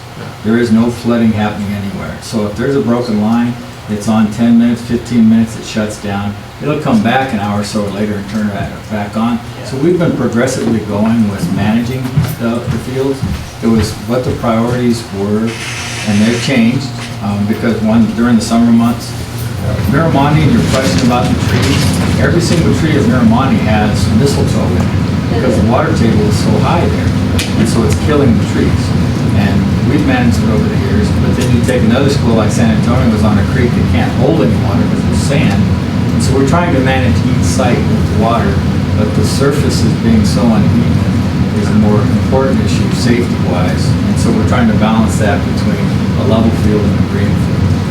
Yeah, so if the conditions are right, then if I had to sum up to your question, if I have the proper conditions, yes, I could see that or expect an anticipation or anticipate that there was going to be an improvement by just adding more water. But the reality of the situation is that simply adding water in and of itself isn't going to produce the result that we need, bottom line. And we don't have the equipment nor the staff to be able to do that at this point. Are there other questions? Yeah, I got a few. First, this is something that's very important to me, as you probably know. It strikes me, I'm really happy we started the conversation tonight. I'm hoping the conversation will continue into our next meeting, when I'd love to get more information on a systematic basis so that we can really kind of start sussing out the details that you so broadly talked about tonight. For example, I would love to know which schools are having problems with the irrigation pipes so that we can't irrigate, if there are any, that we know about now. Which schools, if we looked at Google Maps and looked at the fields, have the capacity to isolate some of the irrigation so that we could potentially irrigate half of the field and do that well as opposed to the whole thing badly. Kindergartens are the thing that comes to mind. If this is triage and this is an emergency room and our fields are the patient, let's start with the kindergartens. Are all the kindergarten areas that are enclosed that have grass, are they all usable? Yeah, because hopefully, hopefully they are. But there's definitely grass. I would say there's turf. And Chuck's checking his head. Not a turf. I just walked my dog there this morning. No, they're not. So I'd like us to try to approach this more systematically and say, okay, let's start with the kindergartens, and then if you need resources, hopefully we can do that, to start with. I mean, I appreciate everything you said, but it strikes to me as you've been asked to do an almost impossible thing, which is we've got all this chaos out there, and you're like, tell us about the shotgun of possibilities, you know? Yeah. So it seems to me that what we want to do is take this one step at a time. Yeah. It certainly sounds to me like you're doing your best right now, But I think, yeah, so, I mean, to interrupt you, Kevin. But as far as a strategy, I think kindergartens are definitely something that, in their footprint, definitely much more manageable. They would be something, that would be easier to accomplish an end result in. Most of the kindergarten sites, correct me if I'm wrong, Chuck, have a pretty well-established footprint on what the grass would have been. Three of them did. So I think that would be one strategy to go after. But to go back to Kevin, I mean, tell us which three, I mean, not necessarily tonight, but that would help. Yeah. Well, and to answer your question about isolation, that's been my number one goal since I've been here. Nordoff at 110 PSI, all stations were live all the time when I started here. So if a volunteer came out or you set up graduation, you did it, you drove off the field, we had no idea you broke the line until the next day you came back and the place was flooded. So we put in isolation valves, and we've been doing that I've been here 18 years, and we've been doing that in addition to, we've been doing the clocks to isolate, so every field right now I can turn on separate from the campus, kindergarten separate from the campus. The whole idea of isolation, what's your priority? Okay, let's go turn it on. And Hank asked me that last May with reference to the west side of Matilla. And that has been, and you're right, Josh has taken on this big old monster and just been grabbing it. Like I say, give me a tractor, it's helped. Okay. But all irrigation systems work right now. Sprinklers are broken, yes. All pipes work, and everything's isolated. That's a huge plus with that. Yeah, it's great. And I would just add, it's not maybe so much to you, more of a Hank thing. I think that I certainly think that we need to have policies that don't allow just for, a principal to say, well, I'm going to do this or that. It feels to me like it should be broader. I certainly understand. I was on the board of Food for Thought, so I didn't know about that issue. I'm gathering that, someone's saying, well, I'd rather water vegetables than throw it on something that doesn't look like it's going to get much appreciably better with a little more water. Certainly. Totally not vilifying anybody for that. I'm just saying it feels like we need to do this in a slightly more structured area. Yeah, certainly. And it wasn't, and just, this has not been so decentralized, that the principal said here, not here. The issue really was everything you've heard caused us to have to make some decisions. Okay? And at some point, the people who live there should be listened to. Okay? But I agree that there certainly is a place for a broader policy approach. And I would say the principals in general are very receptive to the information we have to offer them relative to things like the watering per round, the way the system works, the timers on those systems. But we do have volunteers that get quite zealous sometimes in their efforts to support that, or neighbors that feel like it should get a little bit more water sometimes, so you'll see things like that do happen. Or less. Chuck, did you have? I thought, and everything we've talked about tonight comes up to me in the Miners Oaks example. Years ago, the county of Ventura gave a grant to Miners Oaks School to become a county park. And the lowest bidder got that job. And it's haunted us ever since. Okay. Dennis is going where? Okay, so I appreciate everything you had to say, and I got both ideas because I've lived through all of this. And every sprinkler at Miners Oaks School has 15 fittings. Oh my God. Okay, and Josh has seen the trophy I have hanging in my office. And The term is it's a swing joint, right? There's your elbow, your wrist would be like what you call a swivel joint, and your arm would be a swing joint. And there's at least 3 of those per every sprinkler, and they're buried 2 feet. So that's an example. Like everything we've covered tonight about accountability and plans and all that stuff. Miners Oaks, I don't even know if that's still a park anymore, right? But it's probably the worst looking school, and he let me get a tractor and say, look, just get it flat, right? So that's everything he's talking about tonight. Every one of these items, I can look at that school and think, wow, I'm glad we're having this conversation. Josh, I had one other, one thing. I know that the 36% reduction is based on 2013. Correct. Was 2013 a fairly normal year, so at least we're going to be able to reduce from a time when we weren't already, releasing That was everything? part of my starting point, so environmentally, I mean, is that something you had seen? It was kind of a downtrend for us. We're already downtrend. Yeah. And that was part of what prompted us to start to develop more accurate watering maps too. So that was an effort that was also led on Danny's part. But I'm not clear on the answer. What I'm asking is... We were 36% down from a low point, is that what you're saying? Yeah. So So we're going to have to do some real work, because we were already not watering much then. Well, in October, we were at 100% off. Yeah. No rain happened, so in December, we had to relook at this thing. But what were we in 2013? Same thing. 13, I'd already started installing those clocks based on weather stations, and we were at 80% of the programs right there. So we were already losing that. It's one of the frustrations of these new restrictions is people that were already out ahead of it and restricting suffer. Speaking of ahead, we've already got recycled, or reclaimed water pipes installed at Nordoff back from 2003. There is no reclaimed water to put in it.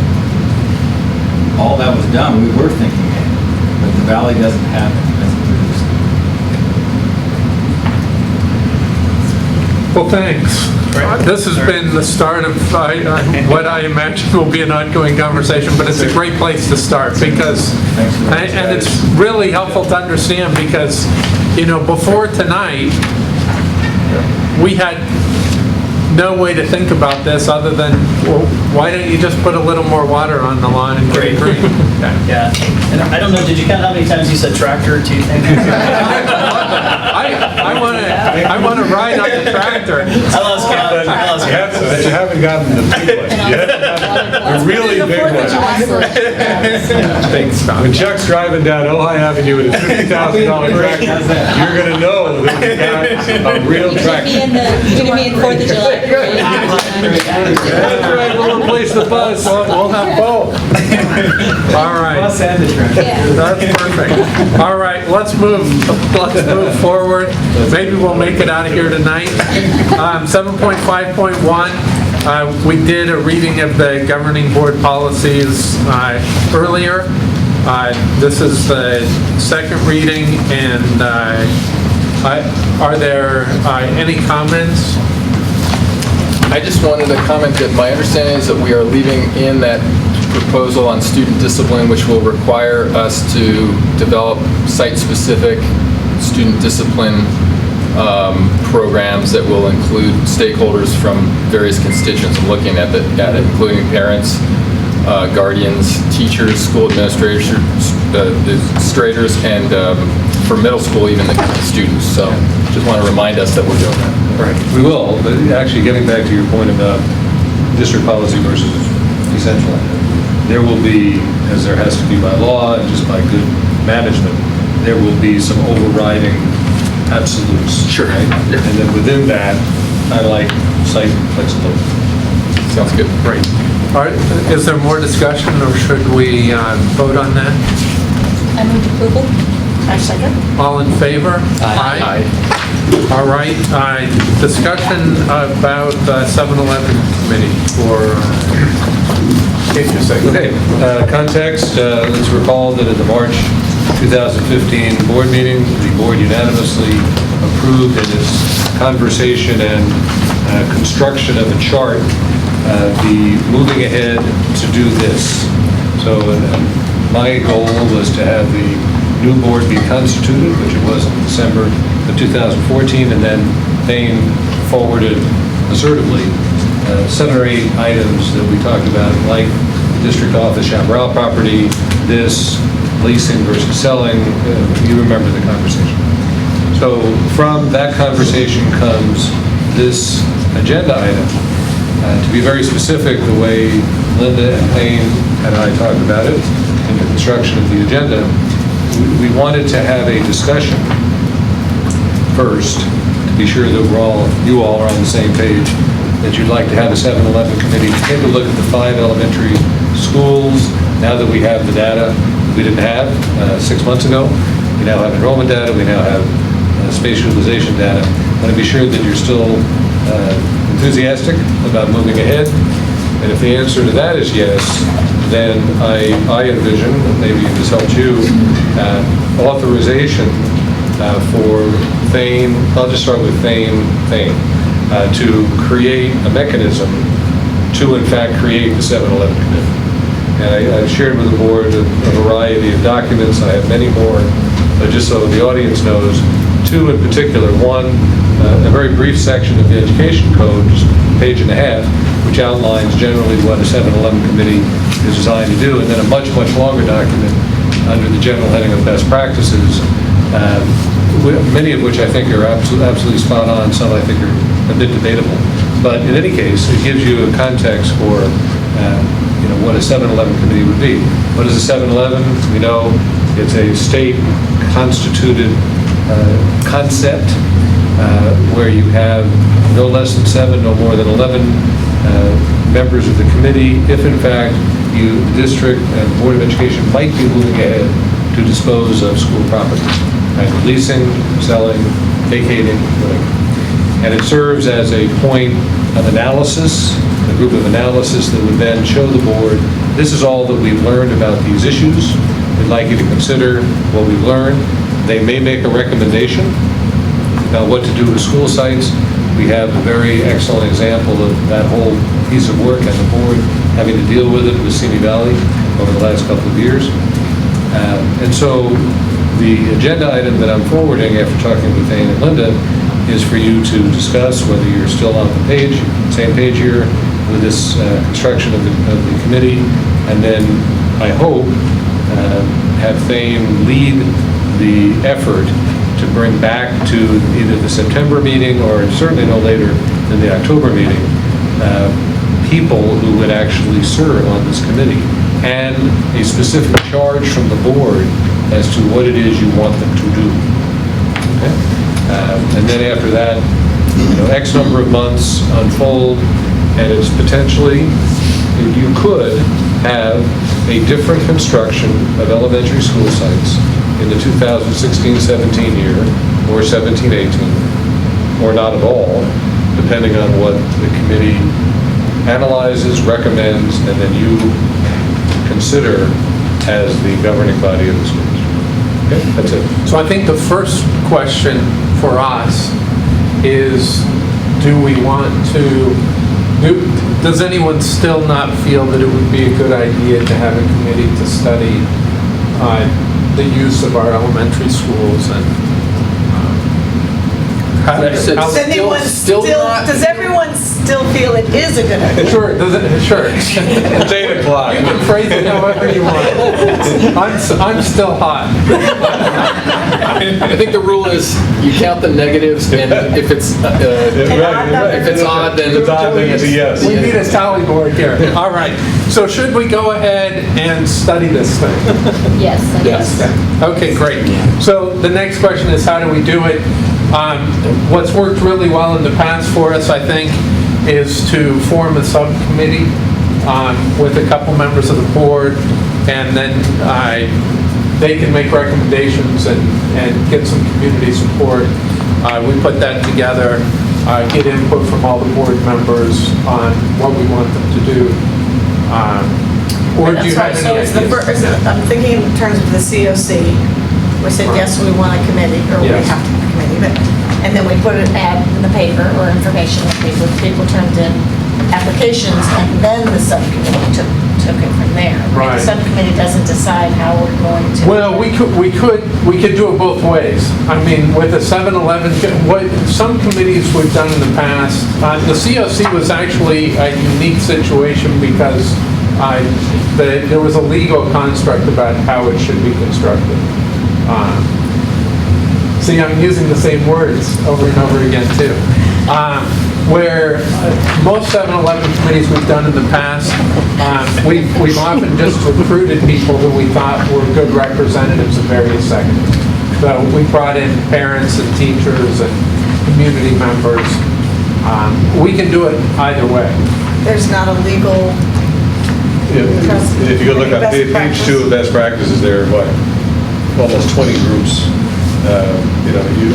There's a lot of choice. I would say, honestly, key to a 7-Eleven committee, when you're talking about the potential closure of the school is when you stand back from it, let's say you have 9 members, like the COC, you stand back from it as a board and say, we're proud of the fact that the conversation that's likely to occur among those people will be equitable, right? That everybody who could be affected by the recommendation of that group had an opportunity to speak, and the board is receiving good analysis and fair recommendation from all constituencies who could be affected by this decision. That's how I would look at it. So- I don't know, I'm saying that's what I would want. So I guess one question is, do we want to advertise in the paper? Do we want to reach out to people who we know would have an interest on both sides of the issue? I think we should notify the PTOs of each school, because there'll be parents that will be interested, and then also put an ad in the paper. Because that way, we reach a broader group, perhaps notify some of the service clubs like Rotary and Lions and Optimists, those various clubs, so that we are able to try to get as many different groups as possible. Can I ask a question? Because during the election, there was talk about the previous 7-Eleven committee, and people were upset that there was like a teacher on there, or... No, actually, it wasn't that. I Yeah, no. remembered well. Okay. Okay. Right. So, first of all, the board in late 2011 talked about what are we going to do with this property, district office Champaign, and also sort of tangentially the elementary school, but very tangential. And so they asked me to find out about the 7-Eleven committee because there really hadn't been one. So I called our attorneys and asked them for their opinions. And without getting into all the details of how we got there, as I look back on it, it was a wonderful group of 10 people, but it was probably in retrospect too centralized among administration and board members. So the statement, it wasn't necessarily during the election, it was a statement made here by a certain community member who quoted best practices, which is not a legal document, it's just best practices. And in there they say the superintendent and board members shouldn't be on the 7-Eleven committee. Well, it turns out that the recommendation from that 7-Eleven committee was, as you remember, 9-1 voted in favor of saying to the board, we believe that it would be a good move for the board to consider leasing or selling all or part of this property. Now, we know that this board, in the same March meeting, clearly set aside sale. Okay? I mean, there's nothing that I saw there that you all wanted to sell the property. There was some interest in potentially leasing it under the right conditions. So that's the former 7-Eleven. So that was the criticism, if you will, of it. And I certainly would not replicate that. And I would say, you can have an administrator on it, according to the law, of the best practices. But I think I would not put, just speaking forwardly, I would not put a board member on it. I wouldn't sit on it. But I think you might benefit well by having a staff member or two, say a teacher, maybe, and an administrator, but no more than that, among 8, 9, 10, 11. I think a good approach then, I think Linda had some good ideas about putting an ad in the paper and reaching out to the PTAs and PTOs. And the service clubs. And the service clubs. I think it'd be a good idea to maybe form a committee from the board, maybe 2 of us, to kind of coordinate that with superintendent's office.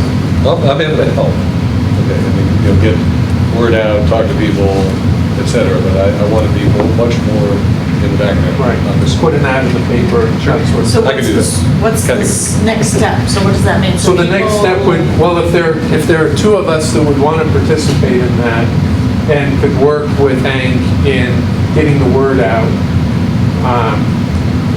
then we could start getting people who are interested in being on the committee, get their information, and then we could select a committee. And maybe have the 2 members of the board recommend a committee that the board would approve, and then the board would determine what our instructions to the committee would be. It could be a little bit. The COC Yeah. had 16, we had 16 applicants. Yeah. We chose none.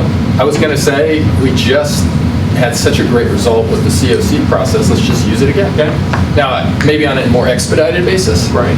I think the application might not need to be so detailed because it's less about specific expertise and now more about just representing a part of the community. Right. So that's more self-apparent from just... Sure, we could have a couple of questions, or just have them say, hey, I want to be on the committee. But maybe having still a short interview process or something. I just thought it worked great last time. I thought everybody has full buy-in, that it was legit, and if it ain't broke. I'm all for Now, that. this might be a question for the subcommittee, so just say later if that is. But my thought is, well, if I was a parent at Topa Topa, I would hope that we would have somebody at Topa that I felt would represent our community well. So would it be a possibility to say, We we want hope that somebody each from school each site Yeah. sort of, okay. I think that's what Linda was saying. You know, you go, That's why you I go to said the, the PTA go to the leadership of each PTA, PTO. The way I've done it, when I've asked faculty representation, I've just always gone to the union president. CSEA or OFT. You got a spot, or you have 2 spots. Anybody you want to send? I believe it. Each school has a school site council, so one of those members would be a perfect person for this type of thing. Because this would be a fairly short-term thing. It's not like a COC that goes over years. This is It takes thousands of hours. Right. Dave Entner sitting out there, what? A few months. Professional commitment. This is a few months. Who knows how many meetings, but a few meetings to go over the data and talk about it and try to get some sort of consensus. So does anybody want to be on the committee? Linda, I see a hand. Yeah. Was that a yes? Yes, me. A yes. And Good. All right, wonderful. Excellent. Good. We'll move on to the next step there. And Well, I'll get us together. Yeah. I'll get us together. And if you want to, it might be helpful if you could also come up with draft instructions that as a board we can look at it. What we want We'll to... take a vote to create. this Sure, so committee. let's, if we could have a motion to form a board subcommittee to form a 7-Eleven committee. I will so move. I'll second. All in favor? Aye. We have all participated in one way or the other. All right, moving on. We have had a number of closed sessions to evaluate the superintendent. There's still additional work that we want to do on that. But there was a consensus that we should adjust the superintendent's salary commensurate with the adjustments to the staff and administration. And I think that's in here. Are we prepared to move forward on that? We Yes. have a motion. I'll have a motion for approval of the increase in salary for the superintendent. Great. I second. All in favor? Aye. Aye, and that takes us to the superintendent's report. Well, first of all, thank you. I appreciate that. Superintendent's report. As you can see from the agenda, I was, in this case, sort of unusually specific about what I want to talk about. A lot of times I'll adjust what I'm going to say based on the hour, which actually is fairly late. But there are 2 very important issues. One that's very data-driven, and I'm not going to go over all the numbers. The second is much more of a personnel and reflective agenda. And the first one, very good news, albeit when I make a report a week before school starts by class size, I always start out saying it's not going to be this. Okay. But I think we're close. And the good news is that, and I said this back when I asked the board to approve the budget in June and the staffing increases at that point, it appeared then that we were looking at about a student, one to 2 student reduction in class size throughout the district, K-12. And I think that's true. I think it's true. It certainly appears at the elementary level, albeit we're still adjusting a bit as to who walks in the door and how we're going to handle separation between kindergarten and transitional kindergarten kids. But overall, we're looking at a drop of somewhere around 30, the average last year other than Summit, the other 4 schools, and now we're looking at somewhere in the mid to high 28s for low, mid, high 28s for this year, Summit being a little bigger, but about the same as it was last year. So that's good news. The junior high, and I sent this to the board yesterday, we've dropped down. Copies of that email? I wasn't able to. Yeah, I did. There you go. Okay.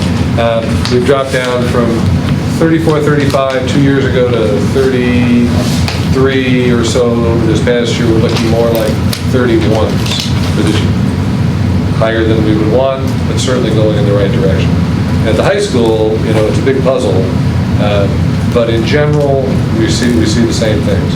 Class sizes that I saw, certainly a little bit of my first year here, but definitely in the second year, we had to make those draconian budget cuts where we cut 25 people in the staff, and about 250. I mean, all staff.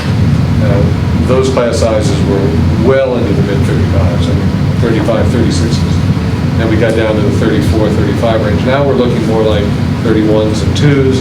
There are some numbers that are higher, but there's some numbers that are lower. And as I explained to the board in writing, I know as much about high school master scheduling as Josh knows about ground. It's something I've lived with my whole life. All I can tell you is that you have to sit down and look at the entire picture, and you have to know what you're trying to achieve.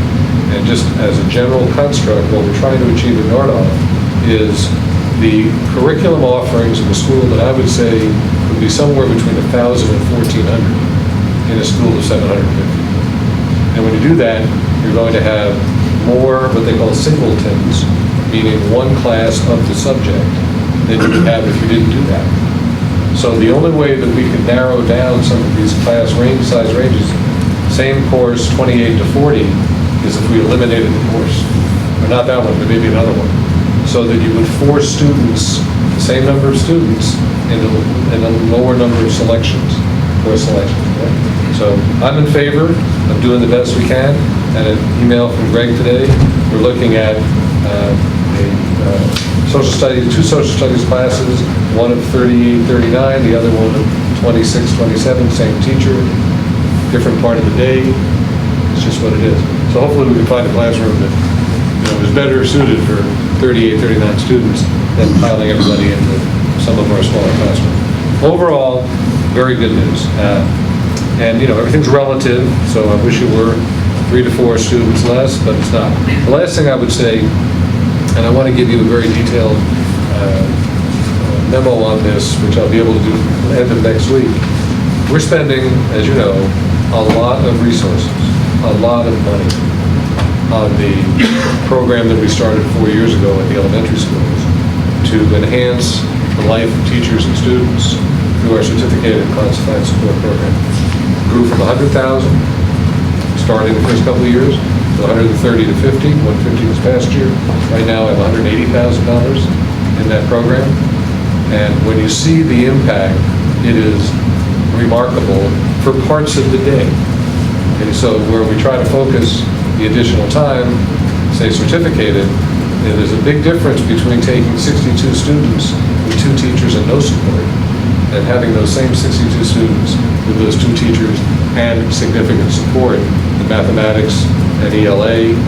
And what it does is drive down the student-teacher ratio significantly from what is that 28 to 29 number to, at least in some parts of the day, low to mid-20s, which is something that is obviously quite a bit better. So we're going to continue the program. Every time we've had a single plan presentation here, the principal talks about it, as teachers come and talk about it. It's been an excellent investment. I wish that we had the financial resources to just divide, for example, instead of having 13 teachers and 380 students or so at Vermont, I'll just use that as an example, I'd rather have 15. Okay, that'd be nice, right? The result would be smaller class sizes all across. We just simply don't have $140,000 to spend on that, right? Spending $180 on all the schools. So we're getting probably 3 to 4 times the impact of full-time equivalents by that program compared with what it would cost for hiring more teachers, which would be optimal. Okay? So that's point number 1 in my superintendent's report. Any questions? Not a question, but just a comment. Sure. I would love for us somehow, and I don't know how, but just throwing it out there into the universe, to find a way to lower these sizes at the Nordoff level. And when I think about an AP English class with 40 students, how that teacher is going to read essays when it's only 1/5 of her student body time, I just think it's not fair to her or the students, and I know we have issues, but... Well, there's a great example of what I was saying. That would be a singleton, right? A class. Jonathan Livingston Seagull just entered. It is a class. First of all, we're just talking now. So you have a singleton class of 40. The likelihood is that class won't be 40. Number one. There are going to be some decisions made by some of those students to try to get into something else. But when you're talking about AP, it does have a pretty good retention number, right? Because that gives one thing. Okay. So that's number one. I would bet it's going to be in the high 30s. And I completely agree with you. But there would be an example where, sure, that, you could divide the 40 into two 20s and spend $12,000 to $15,000 to do that. But as you can see from just that small diagram that I gave you, there are probably 8 places where that could happen. Okay? So 8 times 15,000 or so, now you're at $120,000, so just a normal. Right? So I completely agree with you. That's number one. Number 2, the good news is that isn't 1/5 of the teacher's load. Okay? Because we work extremely hard to keep the total maximum load of any secondary teacher at 175 or less. Right? Typically, you'll be in the 150s to 60s or so. So I'm going to bet that when that teacher's full load is added up, that it's going to be 40 at the very high number and some 20s and 30s in there to drive it down into the 150 to 60 range. So 150 to 60 being the total number of students over number of students, right. And in fact, very few times in the last 6 years where a teacher, not music or physical education, that's separate, but in those academic arenas, we know that. There are very few times where the teacher exceeded 175, there is a compensation in the contract, and there will be. Very, very rare. And my experience is every time that has happened, the teacher has been the one who said, please let them take this class. You're right. You're absolutely right. So. It's absolutely true. So anyway, there are some of those, not very many, but where you have a singleton class, like I said, we've tried to keep, we have 10 AP classes. That's a lot for a school of 725 or so. Any other questions on that? Okay, the second one is an issue that we've all been living with here, unfortunately, very unfortunately, that's not even the right term, but I'll just use that. Since June 29th, when it became clear, sort of, and became crystal clear on June 30th, which was our last board meeting, and then became even clearer than that in the days immediately after that, that we were subject, I guess I'll have to use the word still, to an alleged theft. I'm using that advisedly because we're more than 99.9% sure that in fact it happened, by a member of the business office staff. And on July 8th, after Andy and I met with Misty, I thought Misty did an exemplary job of telling the story in as many details as she could put into an article, a week later or so. So I'm not going to go over all the details there. I would just say that there are a few things I want to be sure I get sort of on the public record. One is that I am angry and embarrassed that it happened. I feel personally responsible for everything that happens in this district ultimately, although I learned about it on June 30th. It shouldn't have happened, it did happen, and it happened because of the actions of a thief, an alleged thief. After that, so many positive things did happen, centered on what I thought was an exemplary analysis of the extent of this person's alleged theft by Andy Canwell, who was only in the district at that point for about 6 weeks, and Laura Meisch, who's been in the district for 20 years or so. They worked so hard in that immediate time up to and including the July 4th weekend. I was very proud of what they accomplished and what we all learned as a result of their analysis. In fact, we now know, with adding on one check that was found a couple of weeks later, that essentially every dollar that was reported to the Ojai Valley News in the $61,000 plus range, in fact, did represent what was stolen. Okay, so that's pretty remarkable. That internally we were able to find everything through Andy's and Laura's work. Secondly, that the person who allegedly took the money resigned within 3 hours after she was identified, and 2 days later she was arrested. I don't know that you can find any quicker action than that anywhere. I read the newspapers every day, as do you. So I'm very proud of that. And secondly, I would say that as you read the article at the very end, I said that from all of this, there will be significant changes in the operations of our business office. There will be. And Andy will be working on that. First, we have to finish the books from last year. We have some technical work to do to close the books.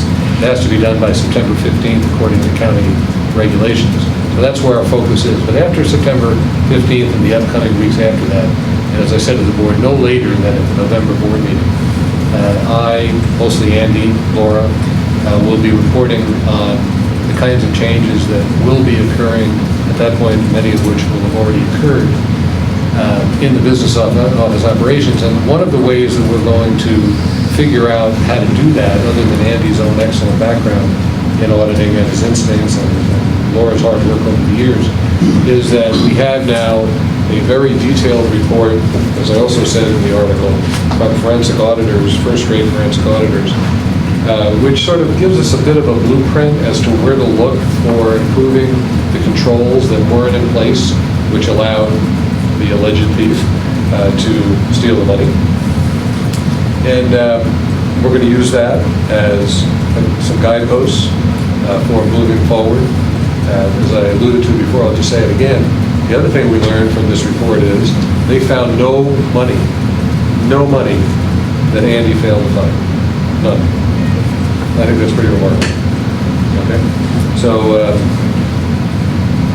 those are the high points of how we're going to move forward, how we're going to get better, what we learned, starting out from a really low point of the kind of personal misbehavior and greed that unfortunately occurs in this world, and that's summary I can give her. Hey, could you, and I'm sure you want to speak, since it's the public record, to the amount of the loss and the insurance? Yeah. And that Well, yeah, thanks. That's a good point. And that was the article, so let's talk about that. So, Andy, help me with this. So, the only thing we can't put our absolute hands on in terms of the loss is some, we think, relatively small amount. We're picking out $3,000 to $5,000 of cash that was part of this person's responsibility, was handling cash that's dumped on her desk, not good controls. That cash that goes to the bank, how much of the cash got to the bank, we don't know, okay? But let's just say that the combination of all the checks found, would be at 65 or 64.5. 64.5, I would say somewhere a little bit less than 70,000. Okay? That was the money that was stolen, that therefore we don't have in our revenues. As was said in the article, I would not have known this before this all happened, but we have insurance, like everybody has insurance, we talked about it earlier, but it's excellent coverage so that the totality of not only the theft, let's call it high 60s, plus the cost of this report, let's call it 20. So now we're talking somewhere in the neighborhood of $90,000 or so. The combination of that plus very incidental other things. The total cost to the taxpayers will be a maximum of $15,000. And it could well be less than that, right? Maybe you can describe how we whittle that down potentially a little bit. So the potential savings below or above the $15,000 amount is we are able to get reimbursed for expenses related to staff time spent on the actual investigation. So as Hank said, we did the internal audit prior to bringing in the forensic auditors. The time specifically spent investigating the fraud is reimbursable. However, there was no increased expense to the district. There was a little bit of lost productivity when Laura and I were working our long hours and not able to focus on other projects. Fortunately, we were able to get everything else done. So again, no ultimate loss of productivity, but there was no increased financial expense to the district. However, we reimbursed for the time that is associated with that investigation. So while the $15,000 deductible exists, we'll actually effectively only end up having somewhere probably a $5,000 to $10,000 loss to the district. Now, Kim, this is, if you can put it off the record, I mean, this is supposed to be a joke, okay? Joke. Putting humor in the middle of all this. The fact that I have this new salary that started July 1st, right? When I tabulate the hours that I put on this project, we're going to get more back. And you don't have to pay me anymore. Anyway, so the fact is that it's good news. So, yeah, right. So, the 15,000 will get whittled down. It should have been zero, but it isn't. It is not. It's not a very high amount, and that's good news. Any other questions? I leave it to Thane to make the magisterial comments, but I personally want to tell you, I think you've done a great job, and Andy as well. And also, I think I know you now, I didn't know you that long, but I know you're a guy, and you admitted it, who likes to come in with your arms around something. Yeah, we talked about that. And so for you to come as you did to the board within, essentially 24 hours of learning about this, knowing full well that you didn't have your arms around it's something that was personally probably about as shocking as anything you've ever encountered as a superintendent. I certainly appreciate it, and going forward, I think you guys have done a great job. Thank you.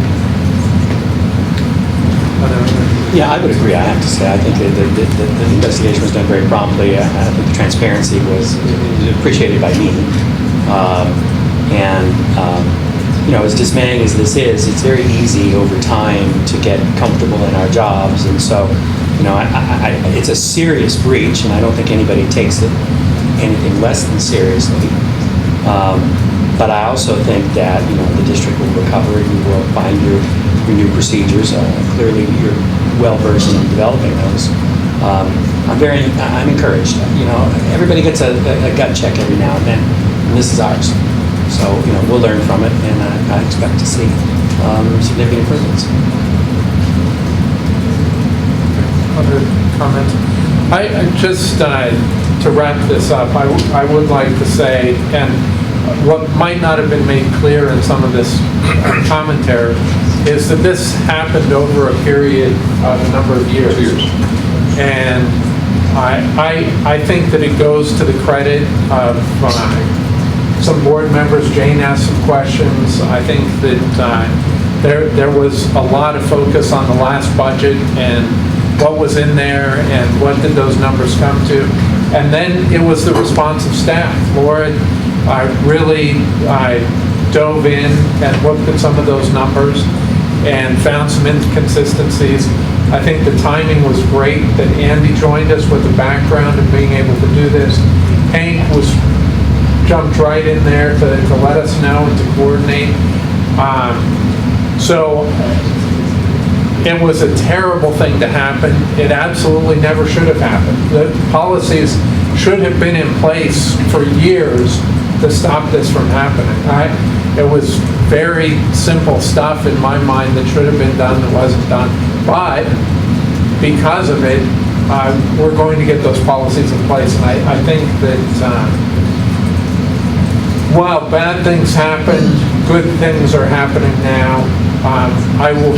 While discussion of the theft, maybe we can put behind us, but discussion of policies and procedures is going to have to be ongoing over the course of the next few weeks and months. in addition to the change in policies and procedures, I'd like to recommend that we find a way, and I'm happy to work with you to report financial information to the board that actually makes sense to a human being. Absolutely. I realize in every way that we have to report numbers that don't make any sense to people, to the state. But I think we need a way to have numbers that make sense to people. And if we have those, I think it will help us all to feel comfortable that everything's accounted for. So going forward, I think we're in a good place now. But tragedy, yeah. And just one postscript, I was listening carefully to Payne, and he used the word years in terms of absence of policies. As I said, you already know how I feel about being responsible for whatever happens from the first day I start as a superintendent. So I'll speak for August 17, 2009 forward. I can tell you, here's the thing, I can tell you that I can't tell you when there ever were policies that were in place that would have helped prevent this. As best I can tell, they either never existed, or I've tried to trace it back well more than a decade, maybe 2 decades, that there was informality, too much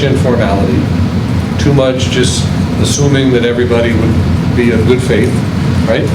And that people would do their job, and people, whoever they were over those years in that office, people I know have always worked very hard. There's not a work ethic issue here. It's a matter of lack of formal processes that I can't find any evidence of ever existing. Okay? So it's not like it was done and then it stopped in 2006 or something like that. Can't find it. You have to dust off some stuff to see if there ever was anything. So that ends today. Well, I think it ended Well, then, a few weeks ago. officially, publicly it ends today. All right. It did end. No, that's terrific. I really appreciate your report and the seriousness that this has been handled with. I think it goes to your credit that the things were handled the way they were. Thank you. Items for future agendas.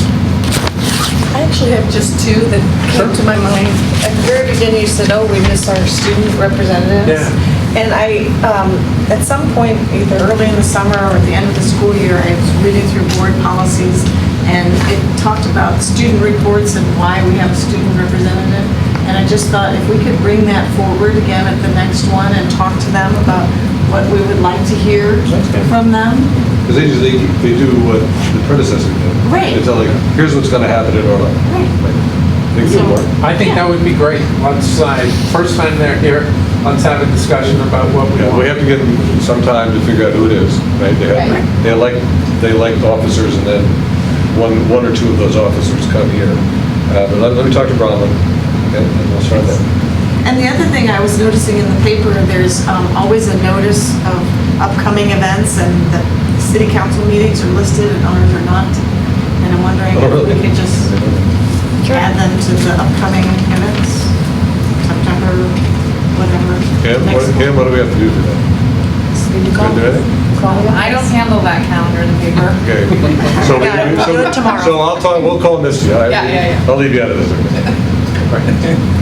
I think, it's obvious, but I would like to have on the agenda this ongoing conversation with Josh and Chuck and whomever else we need to talk to about the fields. Sure. We'll do that. Detailed report next week. Great. Anything else? Well, it's, Not quite done. yes. I do think just in the context of this conversation, that it would be helpful to, we could periodically revisit the progress that Andy's making. Oh, yeah. in terms of the- As I said, I wanted to give him a little elbow room. I think November gives him time to do a really thorough job. Is that fair? Absolutely. All right, we do have one matter to report. We had, Need a consent calendar. the consent calendar too. It's always something. So the consent, it's still warm. I'm still warm. It's a lot cooler. It's actually comfortable in here. Thank you, Josh. Yeah, thanks a lot. The consent calendar, item 8. I think it's also worth noting that one of the things involved with the alleged, and I hate to use that word, theft involved the person purposely removing items from the board's consent calendar. And could you just speak to the difference between the oversight of this document compared to before this one? Sure. So there's 3 financial documents that arrive in the consent agenda. Previously, they all had been delivered directly from the suspect, the alleged thief, to the superintendent's office. There was not review or oversight of those documents directly by anyone other than the individual who created the document. The new policy that we've instituted now is Laura and I both are, first of all, reviewing that we are actually getting a report directly from the financial system that we use. One of the ways she was able to accomplish her thievery was by exporting the report into into Excel, and then being able to omit checks from there. You cannot omit checks if the report's actually coming as a PDF out of the system. So we're ensuring that, one, we're actually getting a file that's coming directly from the system. We're looking to ensure the appropriateness of the overall query that was pulled in order to get that information, and then we're actually reviewing the information listed, ensuring basic things like completeness, making sure that we don't have check listings missing, but also looking at payees, ensuring that these do look like we are capturing the expenditures that occurred in the past month. So that's something that Laura and I both are attesting to each month when this comes before you, that we both reviewed it and ensure it is appropriate and complete. And can I know that maybe one of the things you said about bringing in before people, I know like at one point, looking through that, I saw like a bill paid to Bryan Street Gym. And I said, why do we pay that? And it was, those are our special ed students who are over the age of 18 and they need to continue physical education until the age of 21. So it's very nice to see something and be able to go and get an answer for it. So when I see things like that, I can just send you an email and say, why do we pay? Absolutely. Okay. Absolutely. Are there any other questions or comments, or can we have a motion to? Just one question, and it could be nothing. I'm just wondering, is there a logic to the gray shading on the fund object board report? I actually don't know that. Okay. I don't know. It makes it difficult to read. Well, I wasn't sure, are these special, or were they, is it just... It's just every 4th item, as far as I can tell. That's what I think. Oh, yeah, that's a good point. Sometimes. Well, the item sometimes is two lines long. Oh, maybe that's what it is. Oh, okay, maybe it's just every 4 lines. Yeah, you're right. Great. Can we have a motion to approve? Move approval. Second. All in You know what, favor? can the record reflect that Michael seconded that? Yes? I'll give him that second. What a kind board. All in favor? Aye. All right, and we should note that the closed session was held prior to the board meeting rather than scheduling it afterwards, and we unanimously approved the return of the expelled students. You did the motion and the second. I need to report those also. Why don't you do it publicly now, it's the same way, so you can do it. Okay. Why don't we do it again then? Can we have a motion to approve? Thank you. Ms. Linda, and I second it. I thought it was... That's right, yeah. Good. I'll second. Second, all in favor? Aye. Great. Okay. Done and done. So we will adjourn until our September meeting. Thank you all.